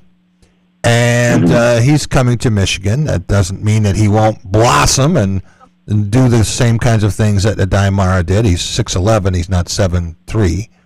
But that's another big for Michigan. And then Dusty May is determined to go with this big and bigger front line if he can do it. What do you know about JP? Have you watched him much? We know that against Michigan, he was one of the players who looked like he could walk and chew gum at the same time, but still got hammered. Yeah, a physical big, which isn't the most surprising thing, considering when you play at Tennessee, you got to be able to play defense and you got to be physical playing it. Yeah. By far not a perimeter shooter or anything along those lines. Not a great free throw shooter either, but pretty good from the field as well. And didn't necessarily get a ton of minutes or anything like that, but definitely played a critical and crucial position for Tennessee, and obviously was very instrumental for them as well on their run during the NCAA tournament. So maybe not the most offensively gifted guy and all these other things, but certainly when it comes to toughness, when it comes to defense, and obviously experience going into his junior year, that's someone that can help out a Michigan team a good bit. At least I like to think so anyway. So Michigan State is going to add a portal big. I am 99% sure of that. They're not going to add 4. They added 3 last year. How'd that work out? But they're going to add a center, someone who can play that position. Jesse McCullough also plans to play that position. And, you have a 7-2 recruit coming in that they think is going to be an exceptional player in Ethan Taylor, but probably not right away. There's a learning curve there. So when you look at the players who are available, and you think about the guys that Michigan State might be able to get, Michigan State is not going to be in the Fiore Budunga sweepstakes. Okay, I think we have established that. But in terms of players that they might take a look at, there was a lot of talk about Adrian Sherrill, who's a Detroit kid who was recruited by Michigan State, wound up at Alabama, but I think he's going to be one of those incredibly high-priced guys, and Tom is not going to pay a portal guy more than he's paying Jeremy Fears Jr. Just forget that, okay? Doesn't mean he doesn't want somebody. Doesn't mean he won't get somebody. He won't get somebody good. He probably will get somebody who is going to make an impact next year. But other players that you think about, do you know Masaba Diop, D-I-O-P, from Arizona State? I watched him play against Arizona, and he was terrific. Well, I can't say that I know from Senegal about Diop. Yeah, from Senegal. From everything that I have, obviously seen, which Arizona State, was not by any means, a great team this year. But second leading scorer on this team. I mean, listen, a guy who can, average 2 blocks a game. I like to think already enough is, a staple or a pillar, someone in the middle beyond just being a body to put out there. And I think sometimes that's one of the concerns, in my opinion, when it comes to utilizing the portal, is just going to get a body. I don't really believe in that per se, maybe as much, but I will say that this is a guy that can score the basketball. Sure, is he a pure scorer, anything like that? No, but whenever you're a freshman, you're over 7 feet tall, and you can, he's not, hula hooping a Cheerio, can break out of prison by just squeezing between the bars, or he's not skinny like that. He's got a little bit of muscle to him. Maybe not much, but he's got a little bit. And I think that with the weight program and the job that they do at Michigan State with putting, weight on guys sometimes, I think can also help build some muscle and get some experience. And I think that there's a physicality aspect to that as well that I think could transition for a job. I don't think it'll be the worst thing in the world. Is it the most ideal? Is it the sexy name that everybody's probably going to want to hear Michigan State's picking up in the portal? Probably not. But I like to think that there could be some positivity and some optimism there, but certainly on my end, got to look at them a little bit more. All right. In terms of the NBA and your Atlanta Hawks, we're playing very well and took one last night. But do you think the Hawks have what it takes to play with, let's say they finish as the 5 seed in the East, to play with the Cleveland Cavaliers and maybe get a shot at the Pistons? To play with, yes. If by playing with means win 2 games, I think it's doable. Going Game 7, I don't think it's out of reach. Winning the series, I wouldn't, suspect that the Hawks would win the series by any means. But, I remember at one point in time, X amount of years ago, when the Hawks was an 8 seed, Boston was the 1, and they win 7 games. And I mean, it took every single second of Boston, out of Boston or every ounce of energy out of Boston to win that series, as competitive as it was and whatever else, what have you. But no, I mean, I think that the Hawks are more primed for being on the upswing or the upward trajectory of just getting the right people in place. And they don't really veer too far away from their identity. Being okay with winning and losing games as long as they're playing their style and brand of basketball, which a lot of 3-point shots, a lot of pace, a lot of space, a lot of sharing the ball. They're number one in assist in the NBA right now and have been for much of the season. Right. Playing some defense as well. Nikhil Alexander-Walker as the most improved player I think we will suspect to see. So I think that they've got some good things going for them. I'll leave it right here on this note, Jack, when it comes to them. The thing that I think makes them dangerous is the two things that I've been saying this team has needed for years. They have needed someone from a leadership standpoint in and outside of the locker room, that being C.J. McCollum, experience, and someone with a little bit of that dog and edge to them just a little bit. And that guy is Mohamed Gay. So I think they have addressed much of their needs. Certainly need to address the front court a little more. Deshaun, have a great week, and we will talk with you next Thursday. Thank you, Jack, for having me. I appreciate it. Thanks, Boston Rob. We're going to stay right here. And we have with us Jim Stark, a Detroit correspondent for baseball and pro basketball in particular. Jim, you want to start with the sublime or the ridiculous? You want to talk Pistons or Tigers? Well, let's talk the Tigers. Is that a team? I'm not quite sure. I got lots of Pistons. Yeah, no, Jack, they are. I can't figure out if they're bad this year or are they still bad from last year. I can't quite make that connection yet, but we'll talk about it. But Scott Harris is a Hall of Fame general. Oh, I guess not. Yeah. But the good news, last night, Cade Cunningham came back. Isaiah Stewart came back. Place was rocking. How did Cade look to you? Well, he played intermittently. It was short, but looked like Cade. He didn't look any different. Nope. And, I mean, he was out, I think, 10, 11 games, but he's in such good shape anyways. Is he under a minute's restriction? I think that's what it was. Okay. In spurts. Like, maybe not, but that's the thing with the lung. It's all about your stamina, right? Yep. And they're going to be careful. But I was surprised. See, I didn't think they'd come back until he might get 2, maybe 1 game. But he must be, ready to bring him back. And he brought him back at home, which was a big. And they didn't have him announced in the lineup until right before the game. Yeah. So it was all that kind of hoo-ha. He started the game? Yeah, he started. Okay. Yep. And then he played 3, 4, 5 minutes, and then come out. And then, But again, remember, they were 8-2 with him out. Yeah. Right? And I got a guy that Dennis Jenkins, he's a G League player. I'll tell you right now, that guy ran this team. He did. In some pretty big shoes to fill. He did. And I think Dennis Jenkins, someone's going to come calling and say, we got a starting point guard job for you. Come with us. Yeah. Because I mean, he's done a good job. And so the Pistons are priming for the playoffs now. They start, I think it's either Saturday the 17th or Sunday the 18th. Okay. They're the only team right now. If you look at the website for the league on the playoffs, only one that penciled in are the Pistons.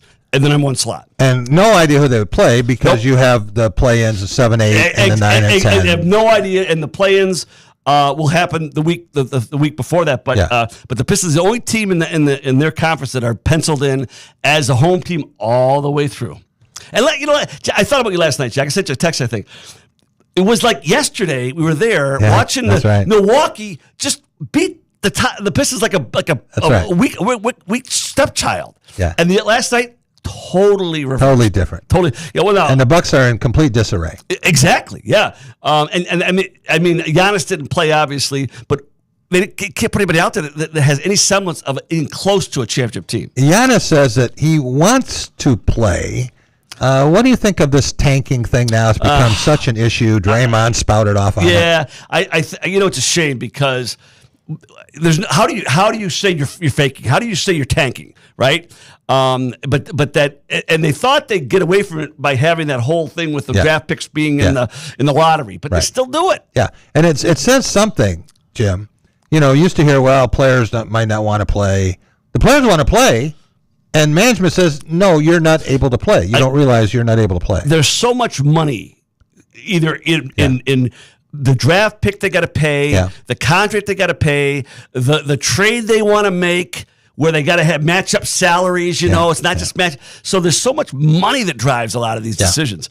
If you're an owner, guys, wouldn't you part of the contracts for these players? Wouldn't you put more incentives individually for each player? Maybe that will stop them from. Well, some of them saying, now, "Hey, they I don't have wanna incentives, and the teams are saying you can't play, so they're not reaching those incentives. And they limit. I think, Rob, there's a limit to the kind of those things you can put a contract. I'm not sure what they are, right. But the bottom That's line negotiated is, too. Yeah, Yeah. but see, let's say a player is nearing their fourth year, like a Duran. Well, I don't want to pay him, so let's drive his stats down a little. I mean, who knows? Right. You got 30 teams, and only what, 4 have a chance to win this thing? It's amazing to me that Jalen Duran is younger, significantly younger, than Trey Ford at Michigan State and Yaxel Lendeborg at Michigan. He is 4 years in the league. He's 22. A man-child. I sent you a text while you were on your trip, but you never responded. You didn't respond to me, Rob. You just dished me. Probably didn't get it. Oh, you're not alone. You're not alone. What's the list of NBA centers you take before you take Duran? I said not many. Yeah. Oh, okay. Yeah. I said not many. That list is shorter. Nikola Jokic. Yep.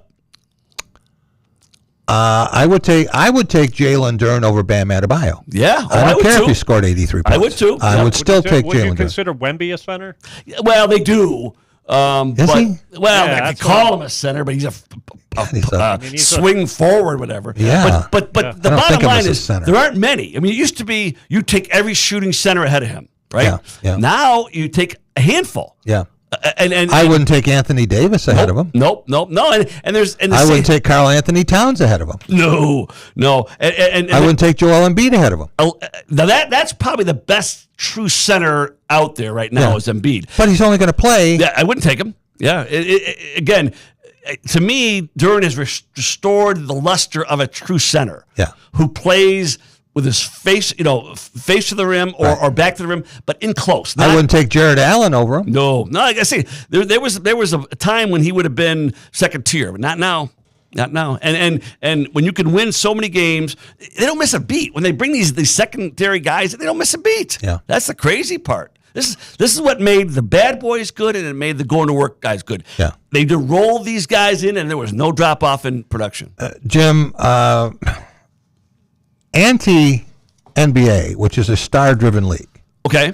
I don't like stars on my team. I know. I mean, I like guys who are really good players, but I don't want anybody who's going to ever lead the league in scoring. Yep. Okay. I would have loved to have Wilt Chamberlain on my team, but how many championships did he win? Right?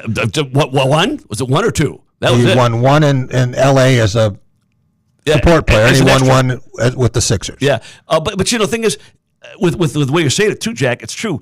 But you didn't want that 3 superstar that remember they said we're going to have 3 superstars, and they started making their own trades. Yeah. That's against what you're saying. Didn't like that, and I don't like the idea that one guy carries the load. Everyone says, "Well, you got to have a go-to guy." Right. Yeah. What happens when he gets hurt? That's right.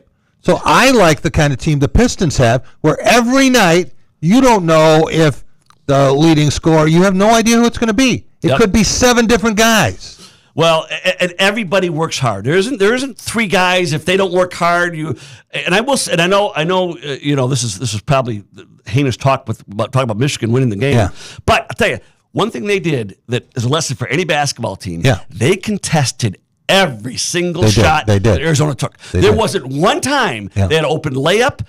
And that's a lesson for any team playing defense. Yeah, You and contest every shot. Absolutely, And and the Pistons- that's the thing that people didn't give them credit for. Their defense was what won for them. Absolutely, because the Pistons are the closest NBA team to that kind of a style, where they contest every shot that they want to take. Here's one for you. Michigan's only previous NCAA basketball championship was in 1989. Yep. Who else won in 1989? That was Pistons. The Pistons first year. did, right? Yep. First year. Yep. And it's a lot of. There's a lot of momentum to be gained from these kinds of. Let's face it, teams go in trends. It's momentum. Yeah. And you can't always say what creates momentum, but sometimes it's almost on its own. Do you think it matters to the Pistons who they play in the first round of the playoff? No. Do you think it matters in the second round whether they would get Atlanta very hot or Cleveland? I don't think for the style of play they have, it doesn't matter because they can adjust their defense to whoever they play. And obviously, you probably don't want to play Boston as long as you. Right. But I think short of that, I think they'll play any because they're ready to play whatever style of game the other team's ready to throw at them. Will you be down there for the playoff games? Yep. Okay. But to ask you, are you going to think about coming down for another show I am down there? Okay. I am, and I need to make some calls and get that together too. Hey, Rob, make sure he gets down there on time. Last year, I had to track him. I had to find him in the stadium. I was in a different place. I was actually in the media room. LATE. No, Rob. Well, first of all, I don't have the Jim Stark key to the building, so that only opens up certain times. I'm going to make sure Jack has his own. We had a nice suite upstairs. Remember it from the gondola? No, it was too noisy. Oh, was Remember we had all that noise. That was worse. It was all we that kept pregame going back noise. and forth. I right? forgot about that. You're That's right. what it was. We thought we had a good location, but it was like worse. It was like in the locker room for crying out loud. Yeah. We'll find you a better spot. We'll find a quieter spot. Perfect. And I will make a call down there, and I'll talk to Kevin and Cletus and everybody else down there. We'll do one of your shows from down there. But I think it's going to be a whole different feel this year, even from what it was last year. Yeah. Because if they win the last 2 games, they got 60 wins. That's rarefied air.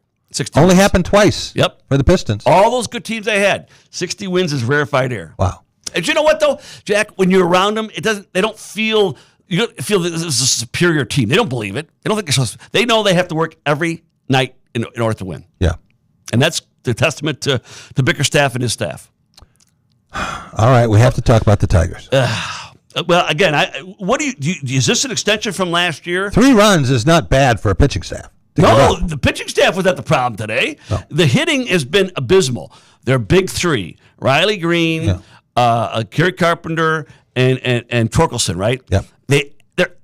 Their averages are all averaging less than 200, 190 about, with no big hits. No. Riley still not have a home Done run. a home run. Nope. Had a double today. Nope. Yeah, but How many home runs do they have? Oh, I have to look. They got 8 maybe for the season so far, but they had one game. They had 3, and that's been the biggest output. But 4. They had 4 they in had one 4 in game. one game. But here's the problem: they didn't add a hitter, and I think that's hurt. We talked about momentum. Yeah, they didn't create any momentum in their lineup. Yeah, it's great to have Framber Valdez. He gave up 6 runs in the first inning last night. Right. But I get that move. I understand because they're going to lose Scoopel. Yep. But to say that we have enough hitting, they're watching a different team than I am. Their best hitter, without a doubt, well, maybe 2. Dingler has been one of them, but McGonigal's been the other best hitter. Yeah. If you're counting on an unproven rookie from AA to be your star hitter, you are way, way, way off the base. Yeah. I know they were counting on their players, their stars, to take a step forward, but guess what?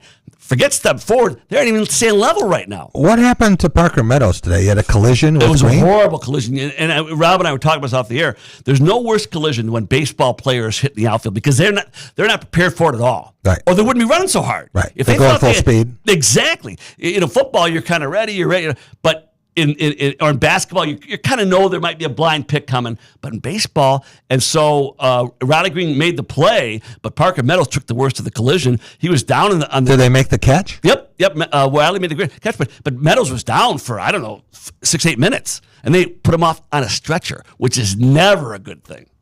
So I don't know if it was the actual collision with Riley Green, but when he hit the ground, he hit awkwardly. Oh, okay, he landed funny. Landed funny. Okay. Yeah, his Steve Waite made it sound like Riley Green assassinated him in the outfield. But the thing is, Parker Meadows is a twig too. It wouldn't take much if he landed wrong to whatever. So, but there's no more dangerous to me a collision than when those outfielders collide or outfield with infielder going full speed. So does it look like he would miss time? Is he going to go on the injured list? When you bring out a stretcher, that's never a good thing ever, because you want them to walk off because everyone feels better if the guy walks off. He did walk off. He got up, stood up, and walked a few, and then they brought the cart out. Stretcher. Yeah, I got it. And they sat him Did he back collapse down. again, or did they just say, "Okay, we're going to precautionary thing"? I think he might have a concussion. Is what it is. Oh yeah, that's probably what it was. Yeah. They didn't He want had to a walk. bloody mouth or a bloody nose. I bet they're worried about concussion. Yeah. Okay. So, but it was you just hate to see it, and Parker Meadows is by far the best defensive outfielder this year. Yeah, and that hurts. He put Baez in center. Great, that'll help a lot. So I know it's early, and I've been trying to talk people off the ledge. This is 13 games, ladies and gentlemen. This is .075 of the season. Right. We know what happened 2 years ago when they had a horrific first 4 months, below 500, and then they were within one swing of the ALCS. The reverse last year, got off to such a great start. They were the best team in baseball, and then again hobbled in and came in. But again, that game that went forever against Seattle could have gotten him into the ALCS. So are you worried about this team? Absolutely, because the areas that are struggling are the ones I was most concerned about. The hitting and the defense. They're still not very strong up the middle. Yes, Dylan Dingler is as good a catcher probably in the American League. But short second still. What about Javi Baez? Yeah. You know what? He had a horrible play last night where he held the ball too long. He makes now today he had 3 hits, was it, Rob? But I know he's hitting 320 or something, but he makes started horrible, a very good double play early in the game when the bases were. And he does, but he makes just as bad mistakes as he does good plays. And his control of the strike zone is abysmal. He's figured some of the worst pitches. And we heard from from the management from Harris, we're going to control the strike zone. Well, he doesn't. And so, how do you get after Riley Green for not staying off bad strikes if Javi Baez is swinging at any pitch close? So if Javi Baez is one of your key players, I'm very concerned about the team. Now, I don't want to be overboard, but they didn't add to the hitting. They're not getting the hitting they expected. They're not getting the hitting from the guys that were last year. So where's it going to come from? You're going to bring up. There's no one in the minor leagues that's ready to come up and be the. They brought up McGonigal already. He's their guy. Yeah. And Max Clark isn't ready. Nope. And there's no one that's hitting the ball, cover off the ball down there. So they've got to grow from within. But again, which Torkelson do they have? The one last year or the one the 3 years before that? Yeah. Right? And Kerry Carpenter, his track record is still short. So I think they made a big mistake. I've said it all winter long by not bringing in a hitter, and now it's proving to be a problem because the lineup is just there's no dangerous hitter right now. I want to go back to Javi Baez for 1 minute, and then I'll get off this, okay? I really will, Rob. But I got a message from someone today talking about how he was leading the team in hitting. And, yes. Yeah, right? Yeah. So he was 2 for 4 today. Yeah. He had 2 hits, not 3 hits. But he has no home runs. Right. He has 3 RBI. Right. He has 1 walk. That was probably an accident, but yep. His strikeout to walk ratio is 7-1. He is in effect a part-time player because they can't really play him against right-hand pitching very often. And he's making $24 million. And saying he's the best hitter on the Tigers right now isn't saying much at all. No, that's damning with faint praise. That's the best hockey player in Guatemala, basically. That's right. There you go. Perfect. But I can't lose the salary figure with these guys. And when a guy, and it's not just this, he making 24. He's got another year next year. One more year? Are you saying that you think salary enters into why they're playing him? Are you saying no? Because if it did, they'd be playing him more. Okay, they're not playing him. So how do you think this? What you say it again? I think he's stealing money. Oh, that ship it brings truck. He's down the road, and all you see is a cloud of dust. That robbery is already. Would you consider? You make Kirk Cousins look underpaid. Absolutely. Would you consider this contract? And we got this season and next season. Yeah. But would you consider this contract, from what we've seen so far, one of the worst contracts in Major League Baseball? I would. I've always said that. I think in the Tigers realm, they had Jordan Zimmerman, who they gave 5, but he was injured. Right. That's why that was a Juan bad Gonzalez. sign. They give a big contract. Well, they didn't. Right? He didn't take it though. Remember, he turned it down. They wanted to give Juan Gonzalez the mega contract, and he turned it down. But it would have been a disaster. But what about Fielder? But Fielder, they won. He had 2 years with 100 they got RBIs, decent production, and they won. So, but I think Zimmerman. I put his contract up with Baez. At least Zimmerman was hurt. Yeah. But Baez has just been a disaster in every way you want to look. They say he's a wonderful teammate. Great. Framber Valdez looked like a $30 million pitcher last night. I think he did opening night. I think he did in the spring. Yeah, I think he'll be fine. Yeah, I think he'll be fine. Give up 6 runs before he had a second out. But I last just night. don't think you win with Javi Baez in your lineup. Now let's go back to the intangibles. Yeah. For some reason, he just can't put together when they need him the most. He's one of these guys that gets a hit when it helps the least. When the game's on the line. He's got 3 RBI. Yeah. You know what? I think the lead leader has 25 RBIs, if I just saw that today. So the production of this team, and it's not just hitting, it's defense and it's pitching. Yeah. The lead pitching has been atrocious. Yeah. I think they've blown 3 games. But again, it starts with that core. The only thing I can say, Jim, I was trying to talk someone off the ledge before the show started. It's a long season. It is. It's 27 But weeks. They played 2 weeks. They went to one of their chief rivals, a division team, and the Twins team is not that good, and they lost 3. I mean, that. They were going to get 31 starts out of Tarek Skubal.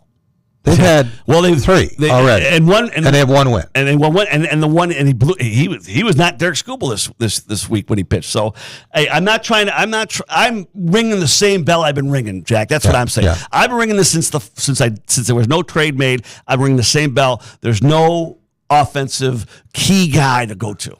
You did not come into the studio to look at me, thank goodness. You're here for baseball this week. Yeah, Rob, we get a whole show about the Boston Red Sox today, right?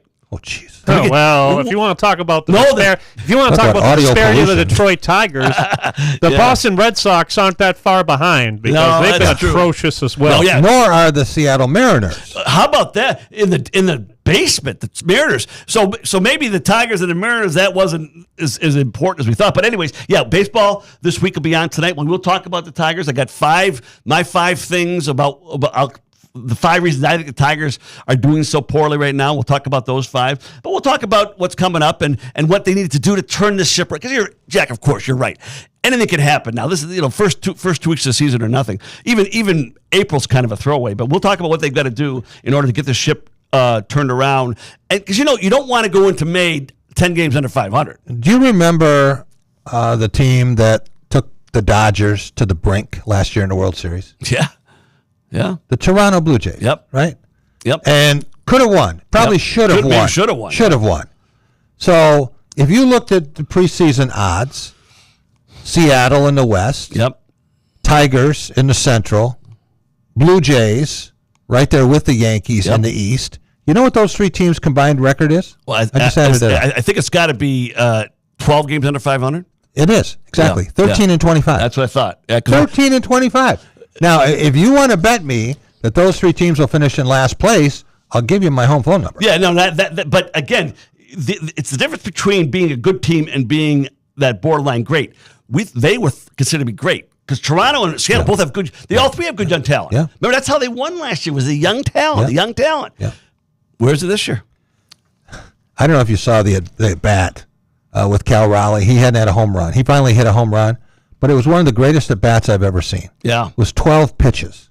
Oh. He started off 0-2, and then he got a ball, and then he fouled off 3, and then he got another ball, and he fouled off 3, and then he hit the 12th pitch out for a game-winning home run. It's funny that I wonder if he's got a problem this year because he didn't play much in the baseball classic either. Yeah. If there's something, who knows? Who knows? But I'll tell you, talk about great at bats. I think was the second game of the year that I thought McGonigal had one of the best at bats I've seen in a long time. When he was in control of that pitcher, he didn't swing at one pitch he shouldn't have. He wasted the ones he couldn't hit, and when he got the one the guy had to throw for a strike, he gets a base hit. Well, I can tell you what about Raul Cali not playing in the World Baseball Classic. Okay. And it's because they had crappy managing. Oh yeah. Well, Mark DeRosa. Yeah. That's another thing. Why wasn't Alan Trammell the manager of that team? Wouldn't he have been a better pick? A guy who's actually managed in the major leagues? I don't know. Tigers fired him. Well, but this guy never managed, and they put him in charge. Jack Ebling would have been a better manager. Well, I like Jim Leland. That guy. The last guy to win was Jim Leland, who's got a little bit of a managerial experience. Yeah. Give me a manager next time. Don't give me a guy because he's got a nice resume or something. Yeah. Or it's Best at bat I've ever seen, Jim. Dave Bergman. I just say Bergman. 13 pitches, right? Unbelievable. And he hits the home run in the upper deck of Tiger Stadium. Yeah. Yep. That was a great at bat. But again, that one that I saw McGonigal was the best one I've seen in a while. Wow. All right. You will be hearing baseball this week with Jim Stark and Boston Rob. Yep. Tonight. Yep. Coming up just a little bit after we're done here. Want to thank all of our guests, starting with Tony Garcia of the Detroit Free Press, and he told you why Michigan's going to never lose another game. No, he didn't actually do it. He said that they probably will lose some games, so just don't know exactly how in football and basketball. I also want to thank Brian Harris. He is, of course, manager, director of all operations at Forest Acres, talking about the Masters. Anyone who can shoot a 63, as Brian has done, is playing a different game than I am. You heard from Courtney Hawkins, former MSU standout receiver, 10-year pro, and back for, I think this is his 5th coach, as wide receivers coach. Appreciate Deshaun Tate, our Lansing-bred, Atlanta-based basketball savant, and Jim Stark, our Detroit correspondent. We'll see you tomorrow, everyone. Have a great night.